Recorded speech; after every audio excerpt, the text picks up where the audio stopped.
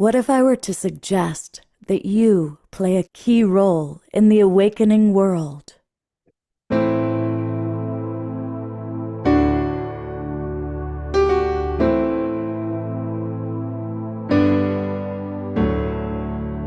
that you are watching this because you have heard the call.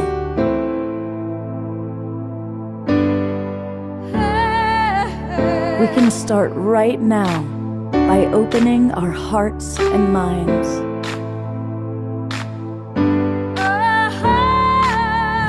Welcome to the awakening world.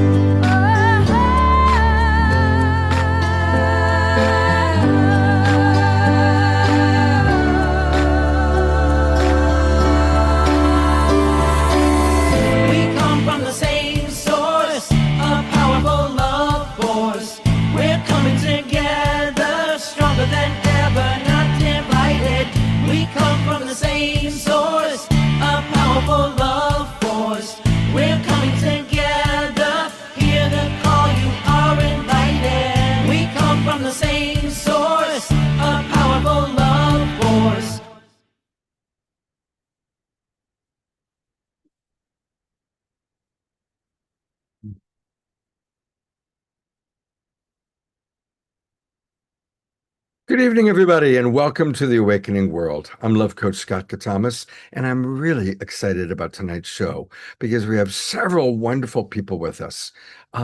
We are going to experience kind of a ceremony, if you will, as only one person can provide. And that one person happens to be the wonderful Abigail Spinner McBride. She always just brings so much really unique love and juiciness to the show. So we're going to have a whole experience with Abigail in a few minutes. And then we're going to also meet, he's been on the show a couple times recently, and he's got a really exciting book that is right down the line of what our interests are. And of course, I'm talking about Choa White Eagle. And another friend of ours who's been on the show many times, who also has a brand new book, my longtime friend, Karina Lapuma. Would you believe we've known each other for over 40 years? She was 6 when I met her. So it's going to be really exciting to have that. And then this week is Michael Bailey Week. We're going to do a big event on Friday night at the Sunrise Center. It is a hybrid event, and I would show you Michael, but he doesn't have his camera on right now. So you'll just have to wait and you'll meet Michael in a little bit. We will have prayer time with Diara.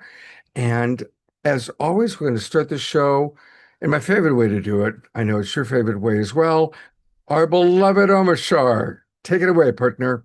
Take it away. Yes, that sounds like a song right there. And thank you. It's my most exciting way to start the show too. And welcome those of you watching on Facebook and YouTube. We love you, and we're so grateful you're tuning in, even though it may be in the future or it may be now, and of course our streaming partners. And we shall start the rock and roll with some a cosmic woo-woo song called The One I Am. The One I Am. Oh, to dumb.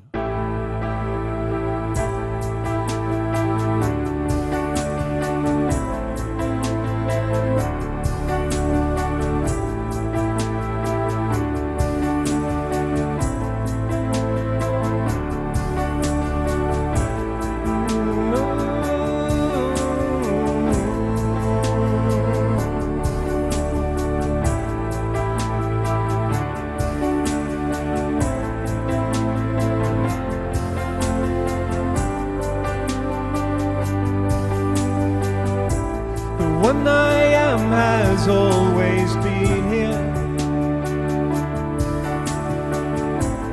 whispering songs of life and love. Come with knowing our day draws nearer. Come joy and endless love.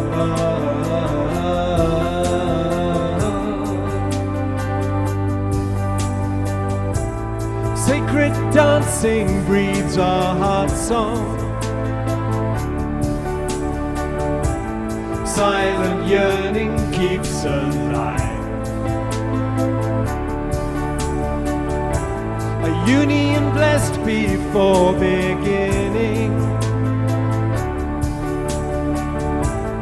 preordained beyond all time.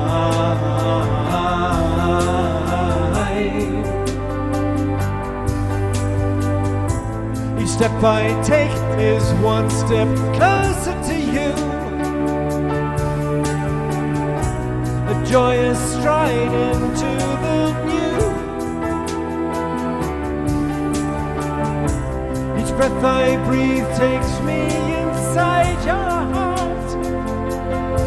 Now I remember how to feel, and I remember how to fly.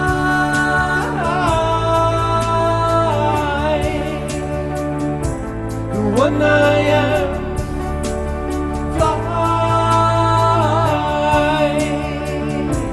I am that I am,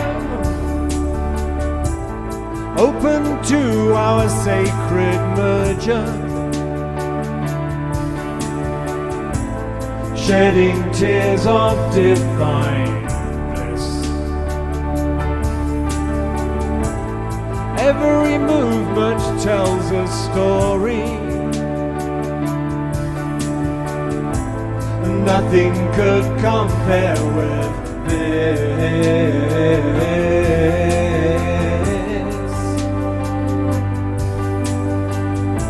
So here in fullest understanding, breathing light through every word, our lives become so undemanding. Finally seen, finally heard.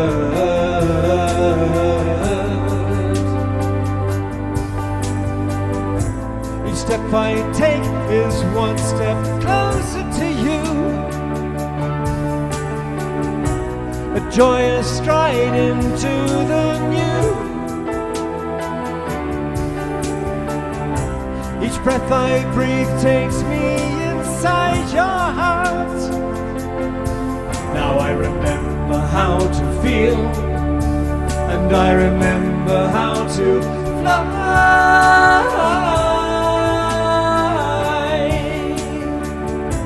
The one I am, fly. I am that I am, the one I am. I am that I am,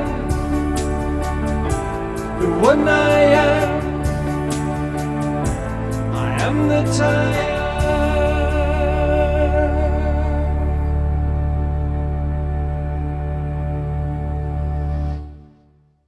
Woohoo!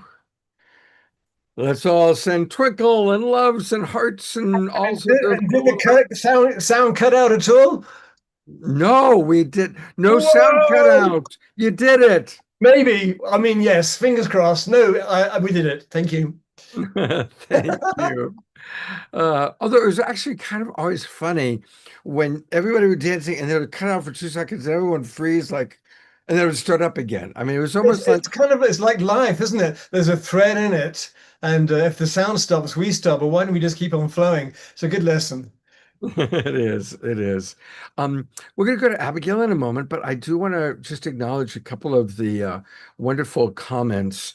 And I'm curious, I should have asked how many of you were able to make it to the beautiful event Becky Suzik and all her friends put together just before this with Becky and Dot Maver. I saw that Dia Therese was there and Carol Craig was there. I had clients, so I wasn't able to be there, but I know that many of you probably It attended. was actually So, quite phenomenal. There was many of us there, and they did a beautiful dance directly from Hiroshima, the Peace Dome, and I managed to watch it until about quarter after. And so it was wonderful watching, joining in with Dot Maber in the Global Silent Minute, because at least 2/3 of the people on the call were from Japan itself, and so there was an absolute. You could feel the wave. You could feel that let peace prevail on earth vibe. So yeah. beautiful. Yeah, I'm glad to know that. And isn't it wonderful, all these colleagues we get to collaborate with? I really love that. It's amazing. It just, you've been doing this show, Scott, for 6 years, but you have connected so many people up, and we're all finding each other, these Yeah. imaginal selves, and we're all doing it together. It's amazing. And so, I mean, lifting the world, I mean, whatever you want to call it, doing it together, but whatever, we're making love together, okay? And We always talk about how the caterpillar, goes into its thing, it dies, it turns into a goop, and the imaginal cells find each other and to create the butterfly. And we are the imaginal souls finding each other. it really is that. And people used to say, why are you just preaching to the choir? Why don't you go out and preach it to the world? But the choir is so huge now that the world can Yes. hear it, right? It's Exactly. massive. Thank Exactly. you. Thank you very much. I really like a lot of you, talked about all the different things happening for Lionsgate. And so many of our friends and colleagues, Donnie and Heather in Black Temple, Eden Amadora, I had dinner with her 2 nights ago, and all of our friends that are doing amazing things, including us. We've got a great show planned for Saturday. But I really want to read what Dia Therese wrote about the Lionsgate. I think it's beautiful. She wrote, it's simple. The lion and the lamb shall lie down together. That's 8-8 for me. Portals opened to welcome peace. So, Dia Therese, from your beautiful words, your mouth to God's ears, may it be so. I love Abigail McBride. It's just always exciting for me when she's on the show. And we always say she's such a busy person. We have to book her sometimes 6 months in advance. But here she is. And of course, some of you that are old timers remember her, and you'll also remember her husband, the great magician Jeff McBride. But for those of you who don't know Abigail, let me tell you a little bit about her. She wears many hats. She is truly a Renaissance woman. She's a singer, a musician, a belly dancer, a mother, a magician, a teacher, and much, much more. She's twice won the International Pagan Music Association Award for Best Female Artist of the Year. And we love pagan on this show, and we're going to get to experience some of her musical offerings in a few minutes. She's known as the High Priestess of the Family of Fire, holding center of the Vegas vortex with her husband, our beloved friend, Jeff McBride. And together they run McBride's Magic and Mystery School in Las Vegas. It's both an online event and it's worldwide, world known. Abigail's been playing music since she was 4 years old and has been teaching drumming, movement, and meditation classes since 1992, which, if my math is right, that's a long time. That's 34 years. Yeah. Her most recent album, Communion of Earth and Sky, is now streaming on all platforms, including our friends at Bandcamp. And we love Bandcamp. That's who we always like to support. Bandcamp Friday, this Friday. Oh, okay. So let's definitely, I'll make sure I go to Bandcamp and promote Abigail's album, Omashar's albums, plural. With no further ado, I welcome our dear friend, Abigail Spinner McBride. Welcome. Thank you, Scott. It's truly an honor and a pleasure to be here with all of you, and I'm so grateful for the opportunity. I'd like to begin with a land acknowledgement. I am living in Las Vegas, which is the traditional territory of many nations, including the Southern Paiutes or the Nuwu people, the Washoe or the Washeshu, the Northern Paiutes or the Numu people, the Western Shoshone or the Newe, and the Hualapai tribe. I am grateful to be here, and I think it's always good to start from a place of gratitude. So I invite you to take a deep breath into your center and think about something that you are grateful for right now. And if you'd like, if you're here live with us on Zoom, you can type it in the chat. One thing that you're grateful for gives us a good place to begin from. And while you're contemplating gratitude, I invite you to breathe deeply and naturally, contemplating gratitude for the fact that we can breathe. We now know more than ever what a precious gift each breath truly is. Gratitude for the fact that we live on a beautiful blue planet, just the perfect distance from the sun so that we can have atmosphere, so that we can breathe. Surrounded by green and growing things, even here in the desert, so that we can have oxygen and they can have carbon dioxide. Gratitude for the good health that allows us to be in this place at this time, and the resources that allow us to receive these transmissions through the pixels and across the airwaves. As you breathe, bring your attention to the bottoms of your feet and feel your connection to this good earth. Feel yourself rooted in your place and in your time, and know where you are right now. Gratitude that we are able to be aware, that we are able to be grateful. Breathing deeply and naturally, filling with gratitude, feeling our connection to the sky and all that is above, to the cosmic starlight and the infinite intelligence that is aware of us just as we are aware of that. Feeling ourselves as the bridge between the above and the below. The tree of life, the connector. Breathing deeply and naturally, feeling the balance of above and below within us in our own center, feeling that balance and feeling that gratitude. I had asked Scott if he might be able to put some of the lyrics to the songs that I'll be sharing tonight into the chat, and I invite those of you who are here with us to sing along. You can leave yourselves muted so we don't make a sonic mess, but really it's about making vibration. So I would love for you to sing, I would love for you to dance, and I would love for you to experience yourself as one voice in the great choir of it all. This first song was the first song I ever wrote way, way back. My mom used to say, Adonai sifatai tiftach ufi yagid tehilatecha, which means, oh beloved, open my lips that my mouth may sing your praise. So this song was my calling to that spirit and an invitation. Please sing. Sing through my voice, play through my hands, let the way be open.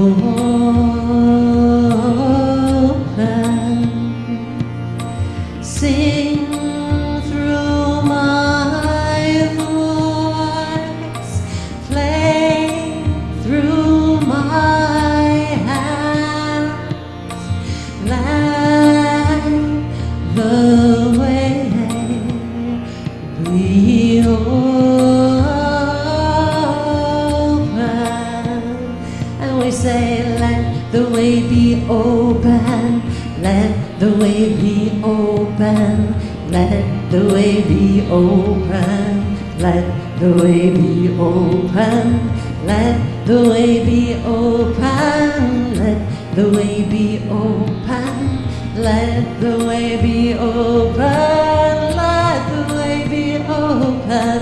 Sing, sing through my voice, play through my hands, let the way be open.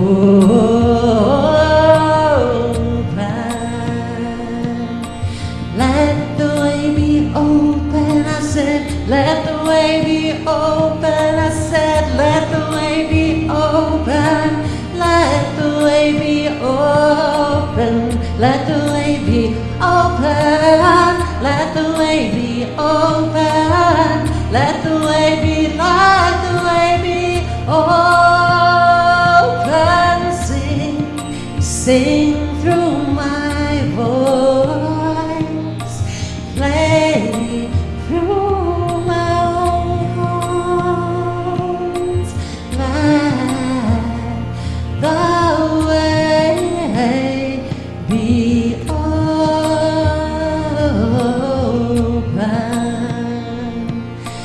let the way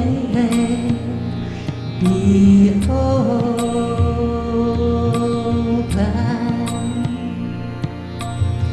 Part of we know how the way is opening is when we're able to let go of our fear, to let go of our judgment, and to open ourselves to the blessings that each moment has to offer. So Scott, you can put the lyrics for that second song in now and we'll roll right into it. Free the mind from judgment, free the heart from fear, releasing expectation, bringing spirit here. Free the mind from judgment, free the heart from fear, releasing expectation, bringing spirit here. Open up our minds, open up our hearts, open up our voices, let the magic start. Open up our minds, open up our hearts, open up our voices, let the magic start right here,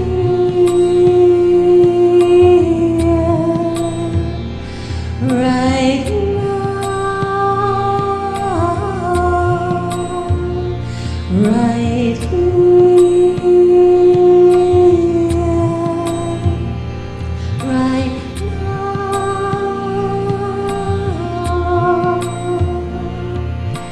Nice thing about almost all of my songs is that all of the parts work together. So if there's one part that you like, just keep singing it and it'll fit right in with the others. Free the mind from judgment, free the heart from fear, releasing expectation, bringing spirit here. Free the mind from judgment, free the heart from fear, releasing expectation, bringing spirit here. Open up our minds, open up our hearts, open up our voices, let the magic start. Open up our minds, open up our hearts, open up our voices, let the magic start right here,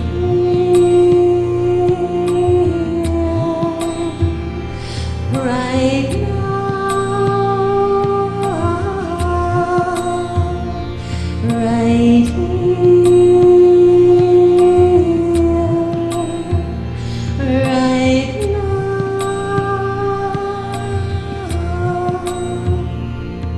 May our minds be free from judgment, may our hearts be free from fear. May we release our expectations so that spirit can be here. Free our minds from judgment, free our hearts from fear, releasing expectation, bringing spirit here. Ah, bringing spirit here. We are bringing spirit here. Bringing spirit, bringing spirit, bringing spirit here. We are bringing spirit here, yes. Bringing spirit here. Bringing spirit, bringing spirit, bringing spirit here.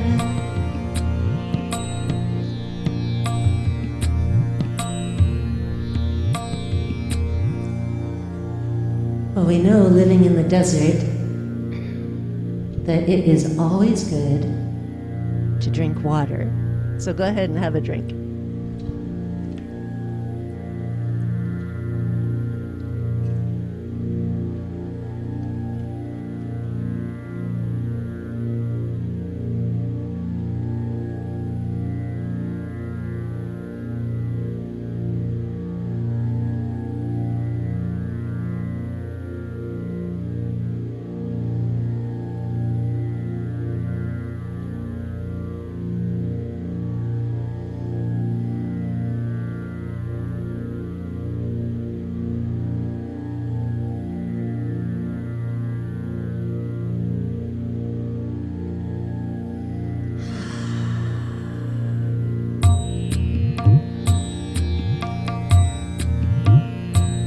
So this song is a calling and an invocation where we honor the four elements and the four directions.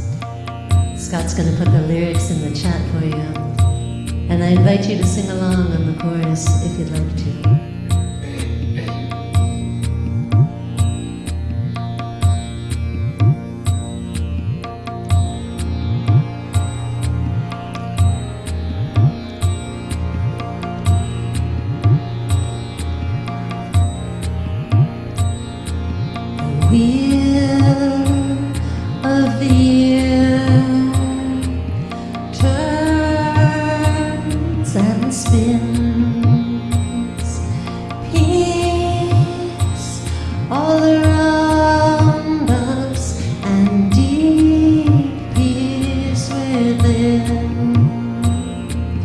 Guardians and energies of the East, we call and sing this song to you. Bright bird blazing in the morn, breath bringer, light lifter, rosy dawn, come from around, come from within. That are yours to bring. We invoke, we honor and call. Powers of East, be with us all. Guardians and energies of the South, we call and sing this song to you. Suncat stalking through the noon, flame forger, pulse pusher, passion's heat, come from around, come from within. Bring the gifts that are yours to bring. We invoke, we honor and call. Powers of South, be with us all.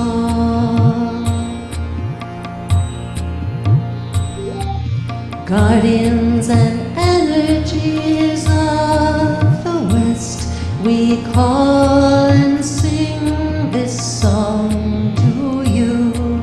Silver wave rolling at evening time, tide turner, dream dancer, twilight hush, come from around, come from within. Bring the gifts that are yours to bring. We invoke, we honor and call. Powers of West, be with us all.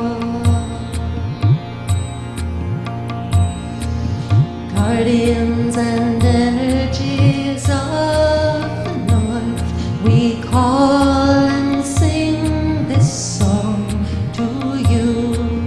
Black bear roaming in the night, stone warden, root keeper, silent guard, come from around, come from within. That are yours to bring. We invoke, we honor and call. Powers of North, be with us all. The wheel of the year turns and spins, peace all around us and deep peace within. The wheel of the year turns and spins, peace all around us and deep peace within.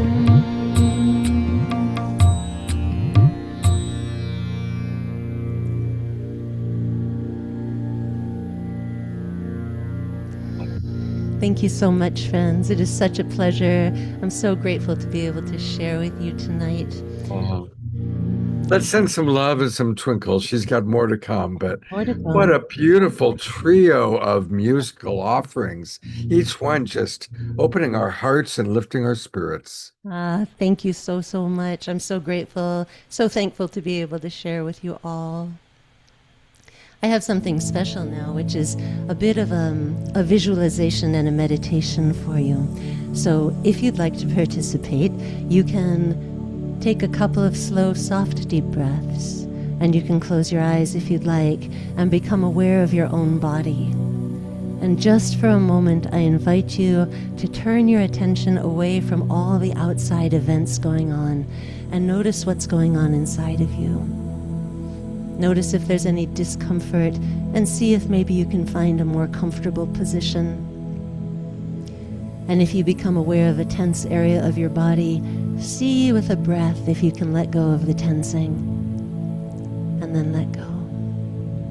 And bring your awareness to your breathing, feeling the air moving through your nose or mouth, down your throat, into your chest and belly. And if you'd like, you can imagine your breathing is like gentle waves on the shore, and that each wave slowly washes some tension out of your body and releases you even more. I invite you to imagine that you are a rose bush. Become a rose bush in your mind and discover what it is like to be this rose bush. And let your imagination develop on its own and see what you can discover about being a rose bush. What kind of rose bush are you? Where are you growing? What are your roots like? And what kind of ground are you rooted in? See if you can feel your roots going down into the ground. What are your stems and branches like? Discover all the details of being this rose bush. How do you feel as a rose bush? What are your surroundings like? What is your life like as this rose bush? What do you experience? And what happens to you as the seasons change? Continue to discover even more details about your existence as this rose bush, how you feel about your life, and what happens to you. And let your imagination go for 3 full breaths.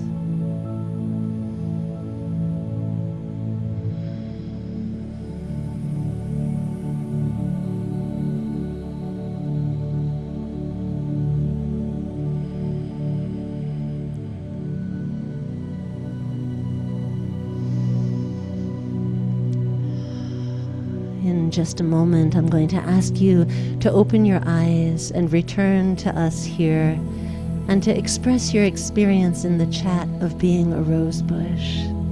And I want you to tell us in the first person present tense, as if it were happening right now. For instance, I am a wild rose growing on a steep hillside in very rocky soil. I feel strong and good in the sunshine, and little birds make their nests in my thick vines.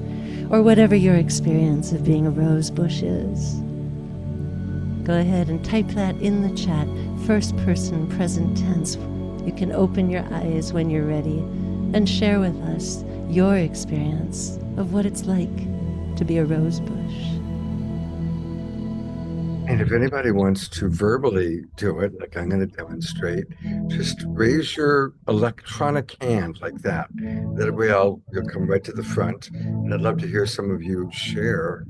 I am an apricot colored rose bush. And I am on the same property where Scott lives, and I'm right overlooking the San Francisco Bay. And I have right now 8 roses that are in various stages of bloom, and feeling the air and feeling the water so close by, and the appreciation of the humans that smell me and sometimes clip my rose and take it away, to enjoy throughout the day and however they do. It gives me so much pleasure. Beautiful. I'm seeing some really lovely things in the chat too. Carol wrote, I smell so wonderful. Everyone who passes me stops and takes a big whiff of my fragrance. I'm so gorgeous and everyone loves me and I'm yellow. Lorna Sass, I've brought you on.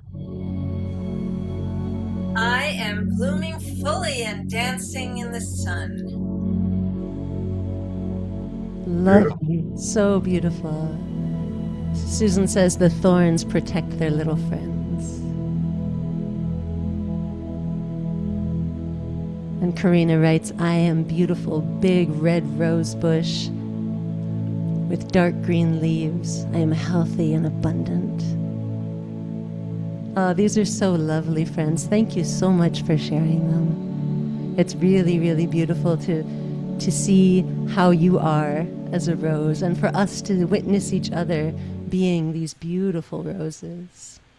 You know, Abigail, our show is all about transformation. So I'm appreciating that Reverend Jeffrey wrote, my rose bush turned into a sunflower. Oh, there you go. I love it. And Carol writes, I am a beautiful rose bush basking in the sunshine, blooming fully with pink roses. I'm always appreciated and well cared for. May it be so. Yes. Sylvia has raised her hand. So Okay. Sylvia, I'm putting you on camera and unmuting you.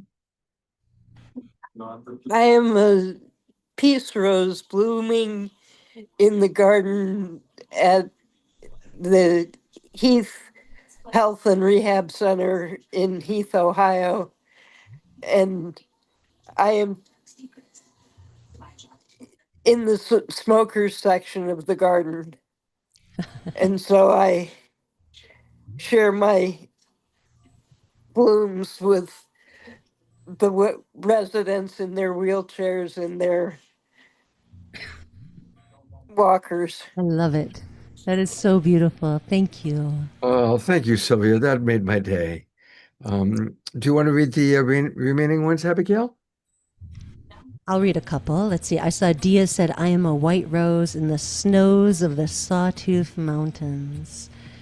And Eleanor wrote, I am a rich pink rose bush, complete with thorns. I invite you to love all of me, leaves, flowers, and thorns, roots and stems. My aroma is captivating, and I'm happy to see your smile as you pass by. So lovely. People can keep sharing in the chat. It's really wonderful to see. I love that Karen's daughter's middle name was Rose.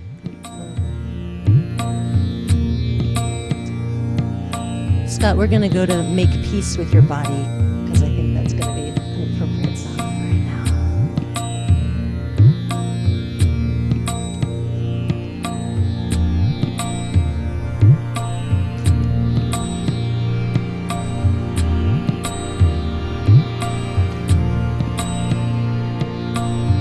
Make peace with your body. Make peace with your soul. Make peace with your center. Make peace be whole. Make peace with your body. Make peace with your soul. Make peace with your center. Make peace be whole. May peace prevail. May peace prevail. May peace prevail. May peace prevail. Make peace with your neighbors. Make peace with your friends. Make peace with your family. Make peace transcend. Make peace with your neighbors. Make peace with your friends. Make peace with your family. Make peace transcend. May peace prevail. May peace prevail. May peace prevail. May peace prevail. Make peace in the present.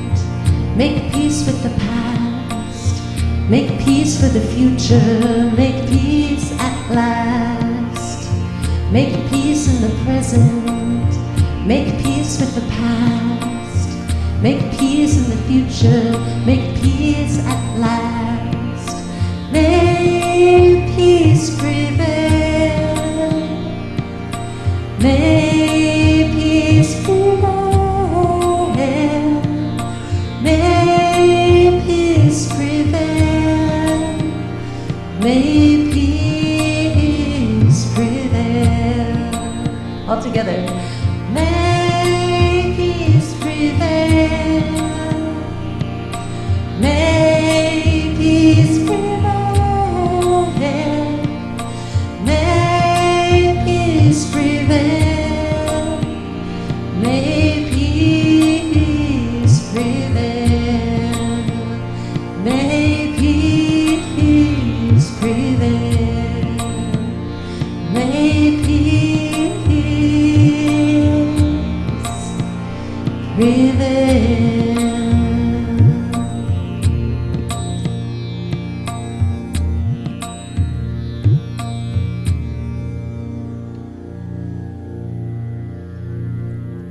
Friends, thank you so much for having me. It is such a pleasure and a joy to share time and space and imagination and rose bushes and breath and music with all of you. Scott, thank you so much for asking me to join you tonight.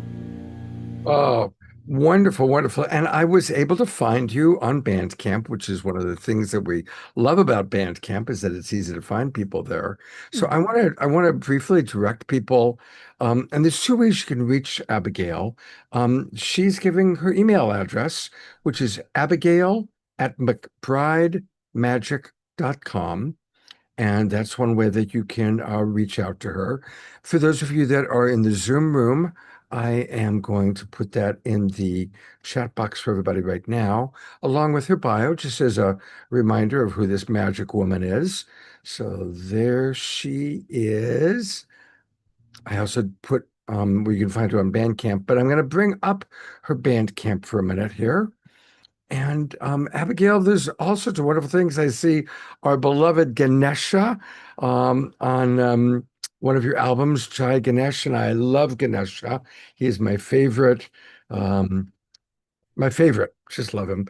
And tell us a little bit about some of these offerings so people know which ones to buy.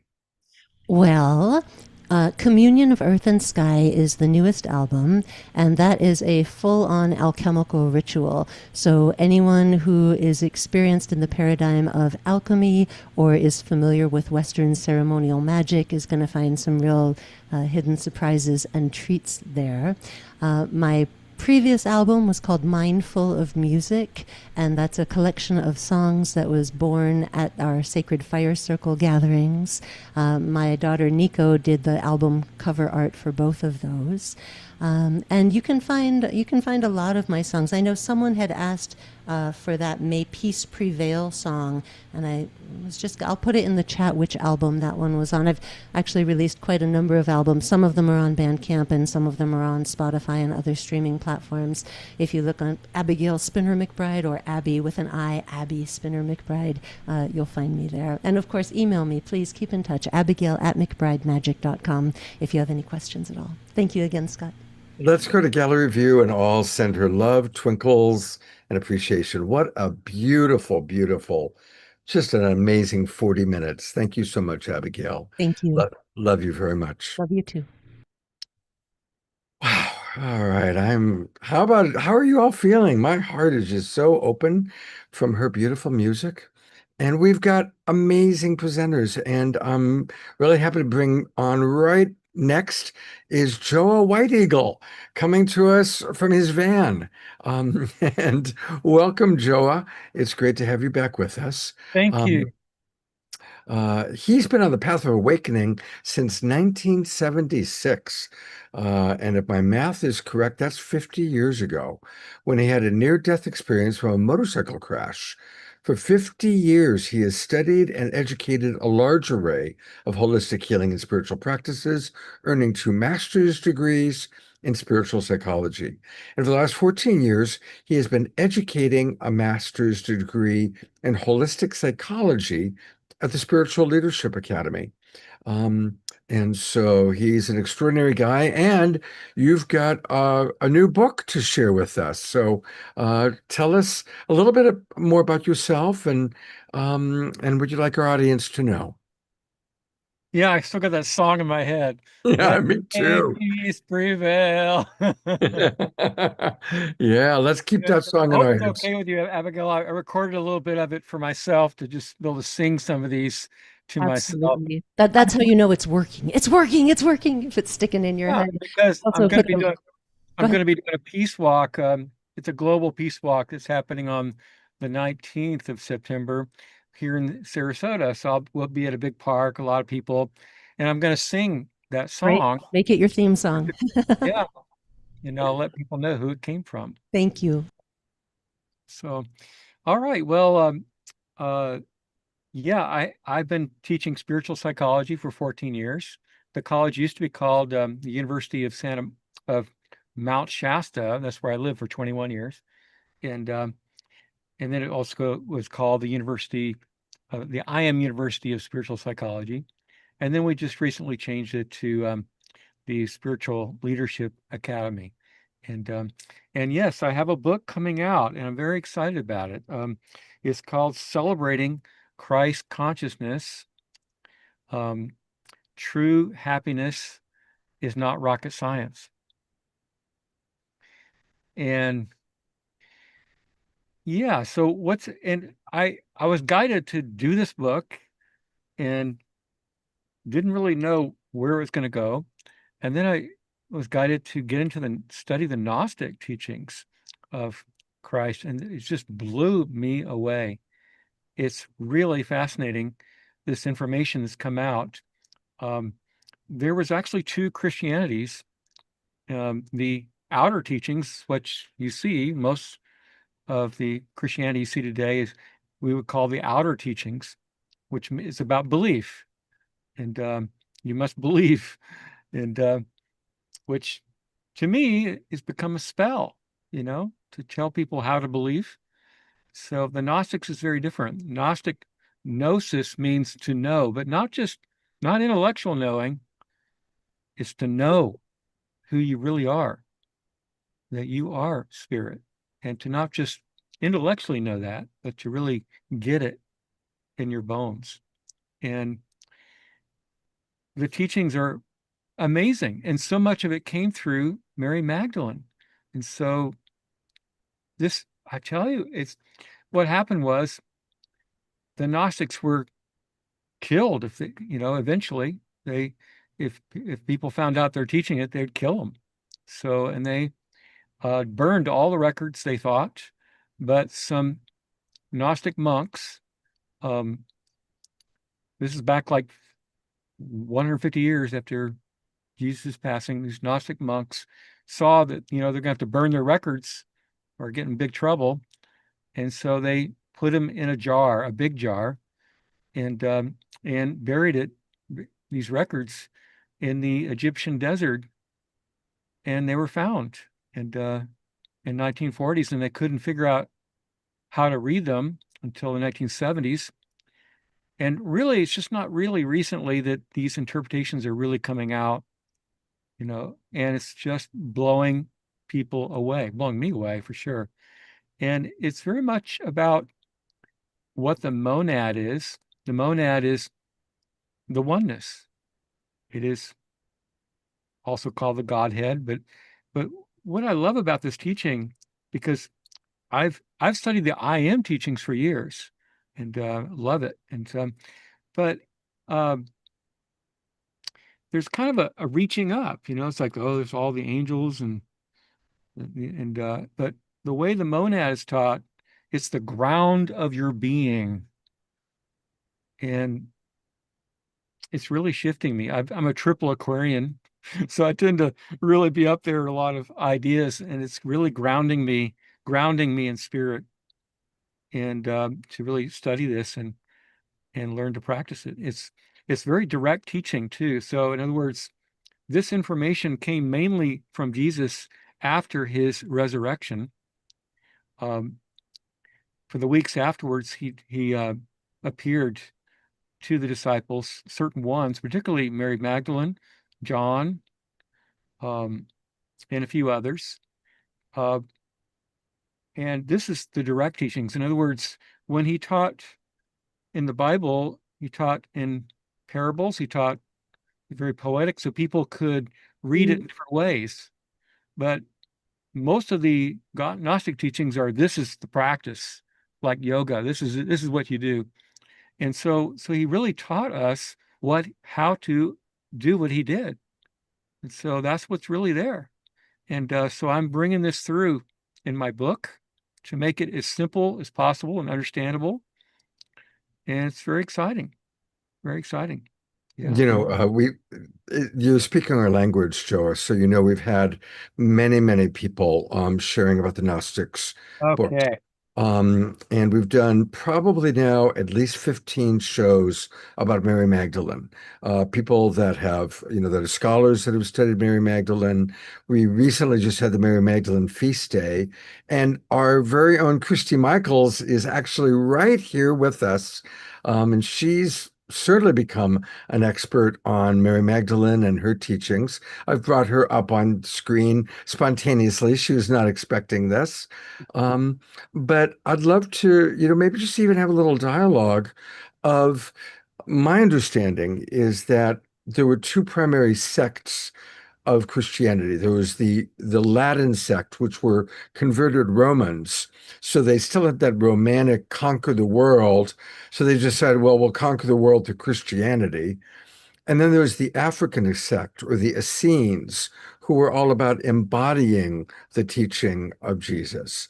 They were vegetarian, they were peaceful, and as Joe said, sadly, they were wiped out. So I'm curious, Christy, is there anything you'd like to add from your study of the Gospel according to Mary Magdalene? Well, first off, I just want to say hi, Joe. Joa White Eagle, is a delight to meet you. Any man who's as passionate about this material is won my heart, because I had the same experience that you did. It just blew my socks off.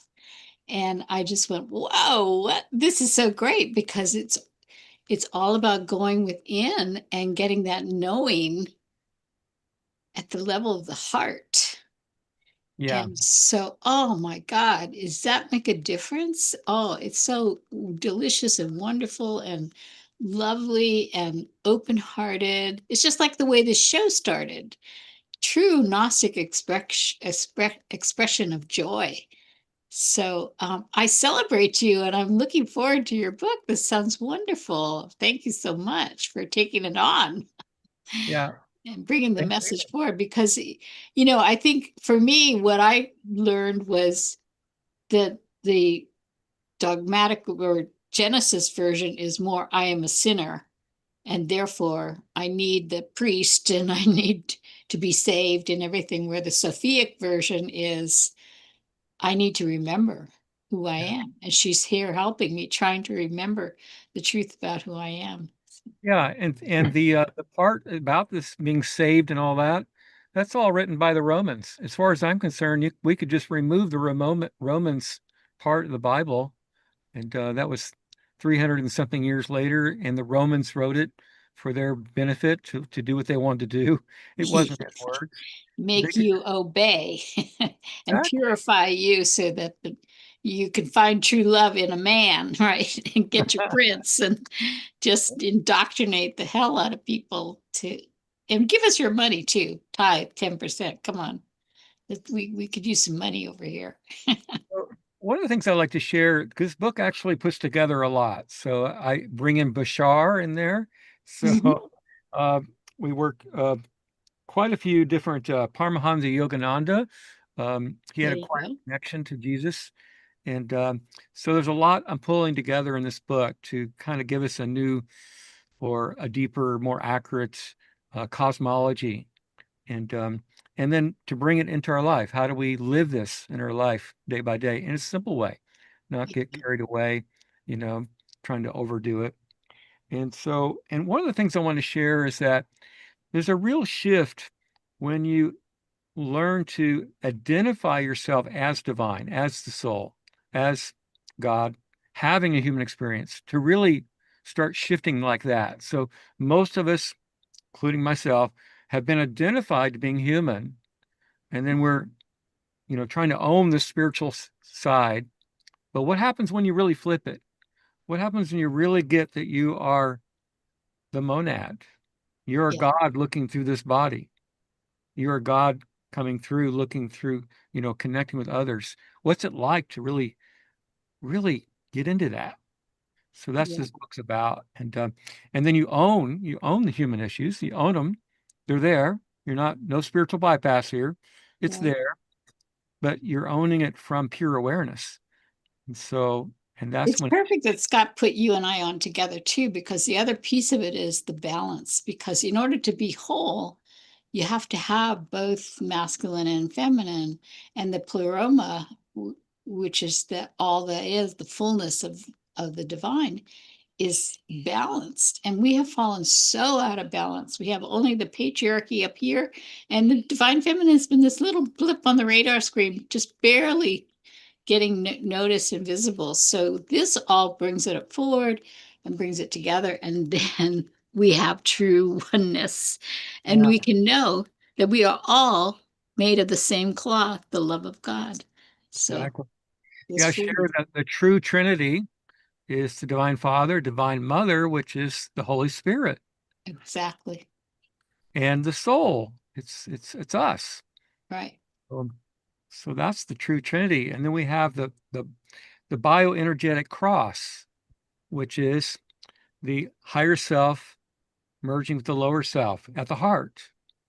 Right. The male and the female merging at the heart. So we go totally into that. This is Christ consciousness, when we merge the opposites into oneness. Exactly. Yeah. And what's wonderful is now the science is coming on board with us because of the work at Heart Math Institute has been done, Yeah. that the brain and the heart has many neuroreceptors. So even just touching your heart and just taking a moment to drop into the stillness and just feeling that love, that connection that is in you, because you carry that divine spark of the monad in you as you. So, and it's not going anywhere, and it just wants to come out. It's like the divine expression is available to us once we remember who we are. So anyway, I'm so grateful to you. I love it when a man takes on this path. And so I honor you, and hats off to you. And thank you, Scott, for bringing me up. Absolutely. Thank you, Christy, for your work that you do. And I love that you've combined my personal master teacher, Paramahansa Yogananda, with this work. And you mentioned, of course, Bashar, who has been on the show, and I've known Derilanka going back to the 80s. So we go pretty far back. I'd love for you to share something personal. What is a personal revelation or a truth that's come through this that has touched you and your heart personally? It's always, Thank you for asking that question, because that's where I really want to get to. And this book actually starts off with 3 crises I've been through in my life. And so it's really about how to shift crisis to Christ consciousness, how to make that shift, because that's kind of happens. Like when we go through crisis, that's when we really reach deeper, right? That's when we Yep. the next level. And so that happened in my life 3 different times. And so I go into that in very detail. But if I were to go to one thing that's really, I want to share here, that I really get out of this. And I have a healing method called the Freedom Code.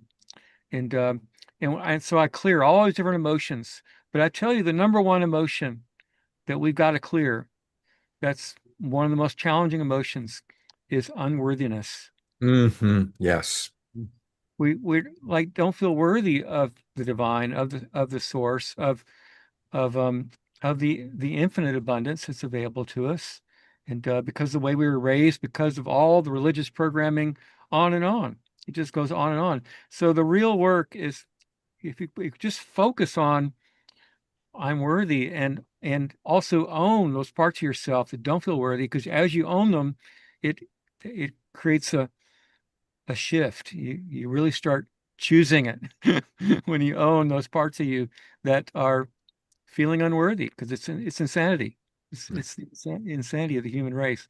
So that's the main thing I want to share here, is that I've went through a lot of neglect when I was very, very young, and that led to feeling very unworthy, and had huge money problems, and because I didn't feel worthy. That's really what it's about. And so, and as you connect with the monad, with source, with the unconditional love, with the infinite within, you realize what a joke that is, because we are in this infinite abundance, in the monad, in the oneness. We are one, and everything comes, everything. And I've been proven wrong over and over. That subconscious mind thinks I'm unworthy and I'm not going to get what I need, and then I get proven wrong over and over. What I really needed does come after all.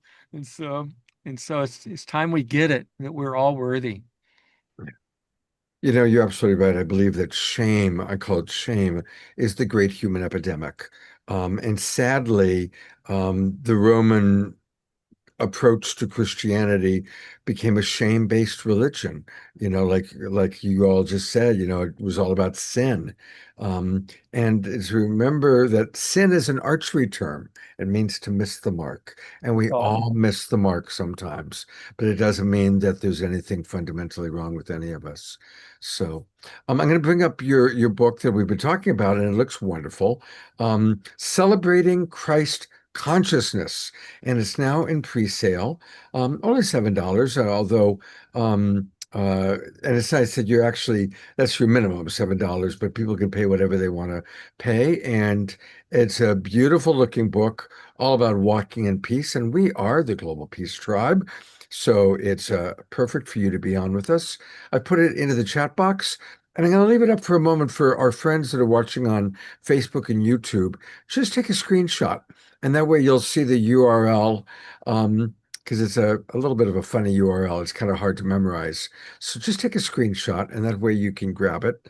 And I want to encourage everybody to get the book. I'm going to do that. I'm going to buy the book, and I look forward to, of course, I look forward to receiving it. And Joa, thank you for your peace walks and for all that you do to continue to carry on peace in our world. You are a wonderful, wonderful brother, and a beautiful colleague within our Global Peace Tribe family. Thank you. Thank you. Yeah. All right. Take care, brother. We'll talk to you soon. All right. Well, we go from a beautiful brother to a beautiful sister. Karina LaPuma, who you've seen on the show several times. She works a lot with Christy Michaels, and she also is partnered with our dear friend Darren, whom we love and adore. And welcome back to the Awakening World, Karina. Thank you. It's such a privilege to be here. Really is. I love it. Yeah, well, off to a good start, aren't we? And for those of you who don't remember Karina, I'm going to read a little bit about her. She's an author, coach, oracle, astrologer, tarot expert, healer, priestess, and catalyst dedicated to empowering others to awaken their creative power. She's all about helping us to live with greater purpose and intention. She's been a spiritual teacher, quantum and shamanic healer, and guide for a very long time. She was my very first astrologer, going way back into the early 80s, I believe. And Karina weaves together ancient wisdom with modern transformational practices to help individuals align with their highest potential and to consciously create meaningful, fulfilling lives. We are blessed to have her with us. We're going to learn more about her. She even has a toolkit for Awakening series, which we're going to look at. And tonight we're really kind of highlighting her brand new book. There it is, Awaken Magnetic Creation, Manifesting Your Dreams. So tell us a little bit about your inspiration for the book, and maybe give us a tool for one way we can manifest our dreams. Well, I've been writing about the hero's journey and the archetype, the goddess warrior. And to me, the hero's journey has three parts. the separation, the initiations, and the return. So to be a hero, you have to give back what you've learned. So in the first part, the separation, you cross the threshold. And to me, I said, what does that mean? And to me, it's like learning to manifest. Because when you manifest, there's an amazing power that we have. I wrote 2 chapters in this book, and I really like my books, of course. They're my babies, but I wrote these books because people don't read a lot, and they have a lot, big print and lots of pictures with words on them so that you can read them, like just look at the pictures and read the memes and get the story. But the concept of crossing the threshold is to really acknowledge that this power is innate in us. Now, 2 of my chapters show us, because we weren't taught this, as Joa said, you know, not only self-esteem, but also that we have this power. So I went from the Bible to the Dead Sea Scrolls to all the way up to New Thought movement and all the different people that have told us. It was like I was trying to convince myself or teach myself that we really have this magic wand inside us and we're creating consciously or unconsciously. So that is the first step of magnetic creation. And magnetic creation is a little bit different than the law of attraction. I have the 12 laws of manifestation, and one of them is the law of attraction. But basically, it's about being magnetic. When you're magnetic, you allow. It's the goddess nature. So to accept what is. One time we were hiking and Darren asked me, what does it mean to be a goddess? A goddess resists nothing. So that allowing, accepting. So when we live our life in that space, we're not resisting, we're not pushing against the river, we're in the flow. So you do this by doing your inner work. You know, we have to, I do have a toolkit, and one of the parts in the separation is the belly of the well. And I have a book called Awaken from the Pain Body. And that's about 14 emotional patterns that we have. So these are our conditionings. So we need to look at our conditionings and I have another book called Awaken from Ego. And that's about looking at our beliefs and our ego fixations, and the Enneagram, I study that. So these are the ways we truly get from the resistance, is do the inner work, look at these patterns inside us. So once you acknowledge that you're magnetic and that you have this magnetic power, it's important to know, what do I want? And we're told by the shamans that we always start for the good of the whole. Because when you start with the good of the whole, you have the universe has your back. It kind of allows you to move and flow. So every day, couple times a day, I'm really trying to use magnetic creation. And I do this visualization where I put my hands like this, and I feel the chi field in between my hands, and I envision, because once you know what you want, you have to let go of who, what, where, when, and how. It's important to go for the essence. Like I want an attractive, compatible partner. But if you say, I want her to be blonde or tall, or you're putting form on it, and it's a resistance. So the laws are telling us to go for the essence, not the form. And And the key to magnetic creation is these statements. The steps to getting there are being there. You can have what you want, you just have to be it first. So it's living from the end. And that is going into that space of really feeling it, seeing it, sensing it, tasting it, hearing it, whatever you can, and always visualize through your own eyes, though you're, like not watching a movie, but you're really in there. So if you want a partner, it's important to put different things in that are in use in feng shui or whatever system you're using, but to relate to that person, not look at it as though you're watching that screen. So in this process that I'm talking about doing every day, this is the key to I call it the creme de la creme. It's you feel the chi field, and every day I start with seeing the earth between my hands, healing the earth. And I do have a lot of hope for our planet and our government because I'm an astrologer. So I see the healing and the government balancing and the corruption leaving and light healing.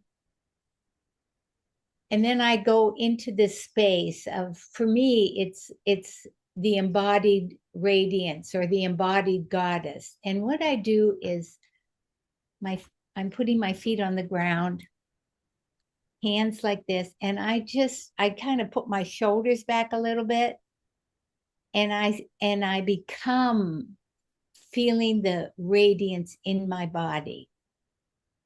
And I become what I really want to be. Because, every day, ordinary, we can be very ordinary, but we are divine beings. And it's to remember that divine, you have to step into it and take time for it. I'm guided every day to stop, no matter how busy I am, to go outside and to really breathe and just center myself and become what I want to manifest.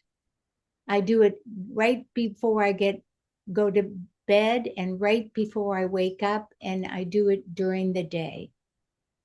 So we're having your hands like this. You feel the chi between your hands. Just if you do, it's a pulsating energy. And this is called a terma, and I was given it by Jean Houston, who I loved.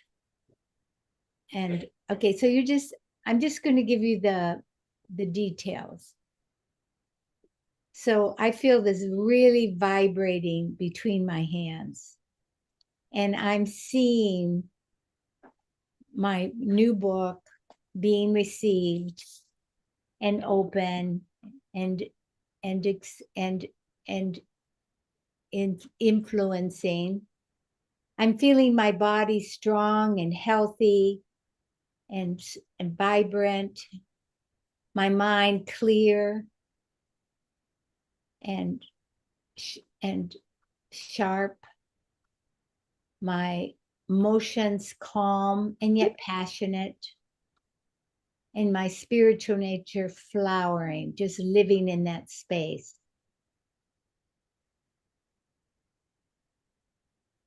And then visualize whatever you desire in essence, as much detail as you can. You can hear people telling you, congratulations. You can hear yourself talking to your friends, or your friends telling you. You can smell the aroma or sense the feeling inside you.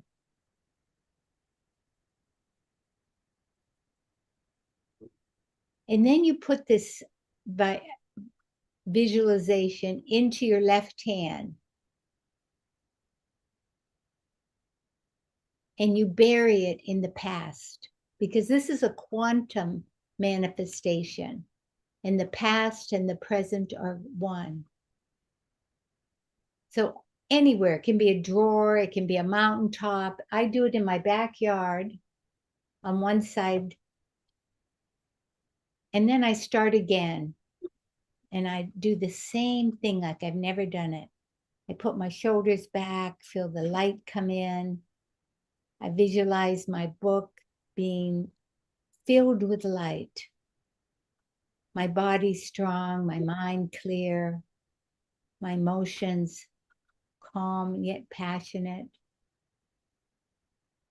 I visualize deeply harmony between my partner, abundance, creative flow, whatever your heart's desire. And feel that. And now put it in your right hand and bury it in the future. Mhm. Now do it again like you've never done it before. Feel your body embodied your own God nature and filled with radiance. Filled your, and I often pray for my friends that are ill or during this time, and the earth, as with the earth. Feel the light in your body, being there, living from the end, being already who you want to be, full of confidence and loving, generosity.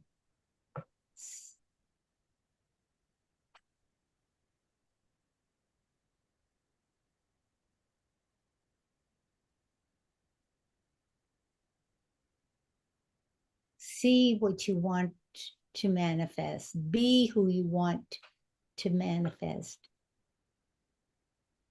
Do what you want to do. Feel it, see it, taste it, hear it, touch it, become it. And now take your hands and put them on your head and bury it in your body. And feel the chi that you build through your hands going down, down in your body.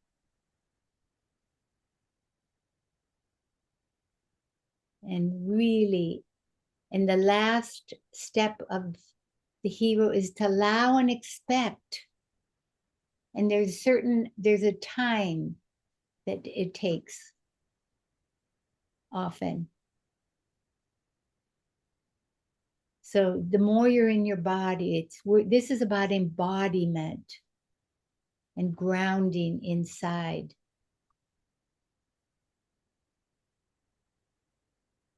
Mm.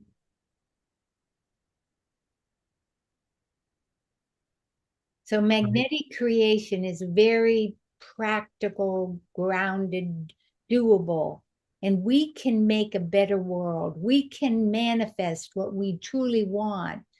Happiness, it is our divine right to be happy.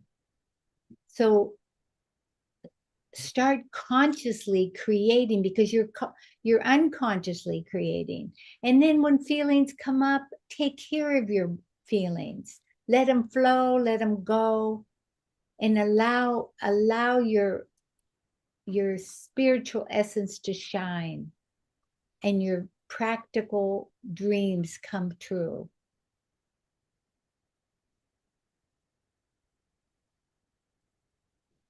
Karina, that was wonderful. I'm going to actually have us edit that little practice and send it out to everybody because it's a great, simple, beautiful, beautiful practice. Certainly anybody who wants to put in the chat box, if you had an experience, pop it in. I'll read what you have to say. And I also want to show people how you can get more of Karina. And I'm going to show you a couple things. Her website is a wonderful place to start. And it's soul-source.org. I've got the hiccups. Soul-source.org. And that's where you can click here for Awaken Magnetic Creation and learn all about the book. You could do K, like the letter K, lapuma.com, and you get there, if that's easier. Okay, good to know. I'm also going to show people how they can get it on Amazon because many of us like to use Amazon.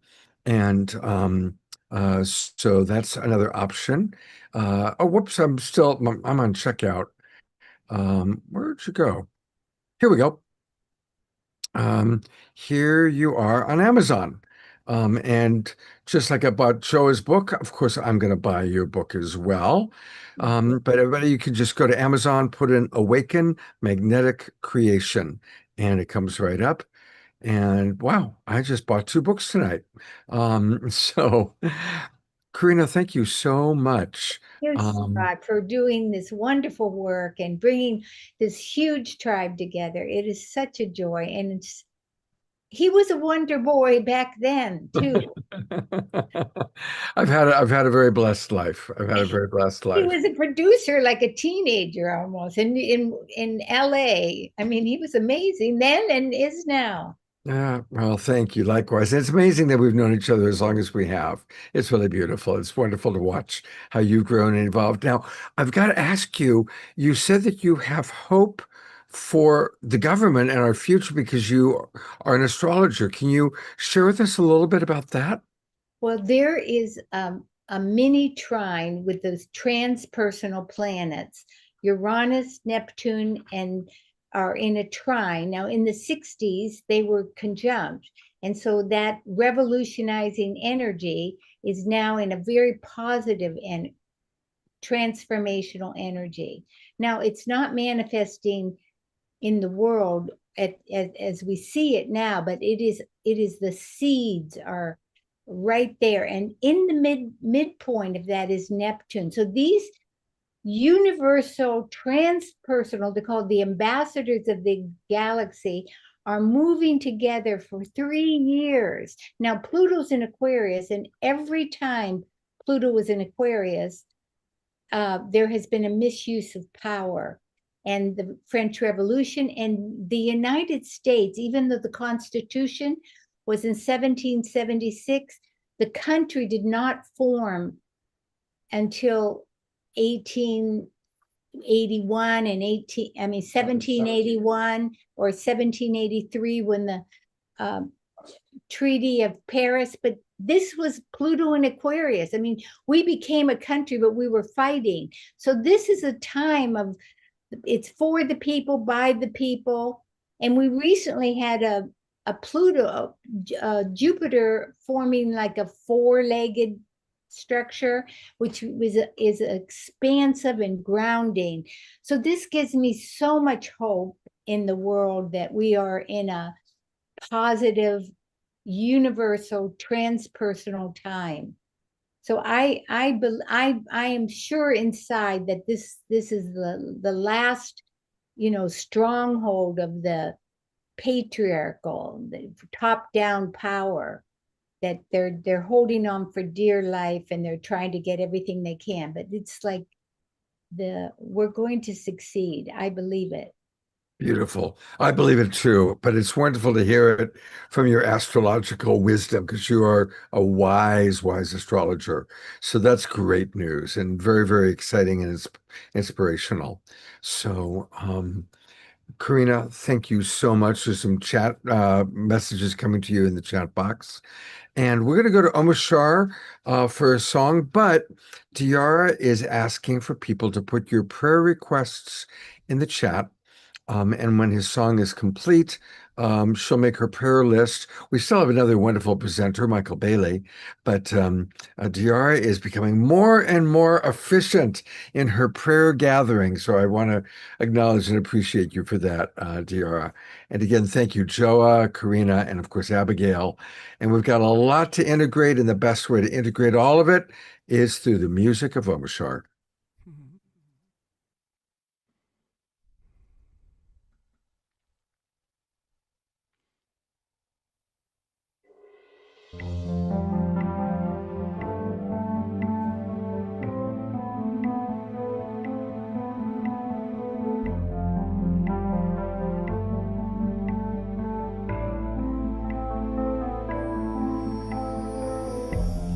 What do you see when you're alone? What do you feel when you are by yourself? How could it be that you are here? Isn't it strange the way things are? Look at the river flowing by. Look at the colors of the butterfly. How do you feel about your life? Isn't it strange the way things are? Like a dolphin in the ocean, I can hear you calling me. Come on and you say, the water's fine, I have come to set you free.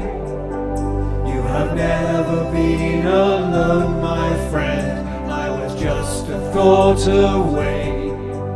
And there's a deeper love that's holding you, and it's here to lead the way.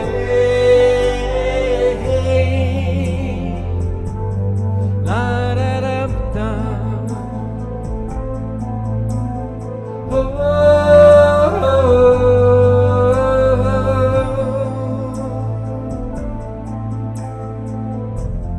Now that you see you're not alone,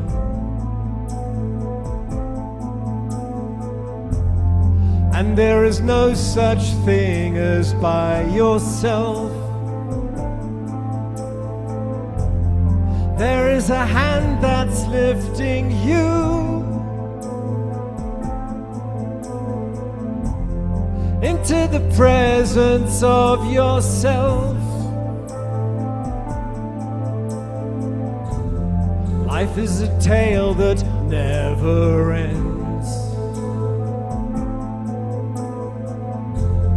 There is a purpose to each heart that beats. You are the river flowing by. You are the colors of the butterfly. Like a dolphin in the ocean, I can hear you calling me. Come on and you say, the water's fine, I have come to set you free. You have never been alone, my friend, I was just a thought away. There's a deeper love that's holding you, and it's here to lead the way.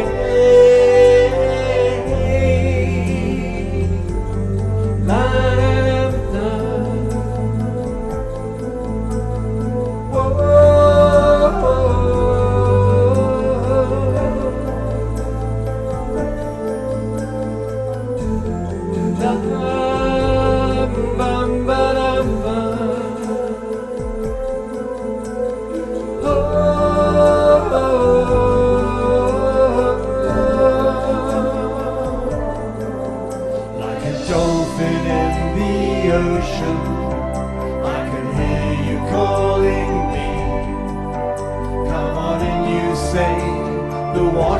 Fine, I have come to set you free.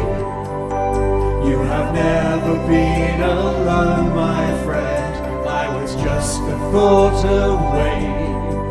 And there's a deeper love that's holding you, and it's here to lead the way.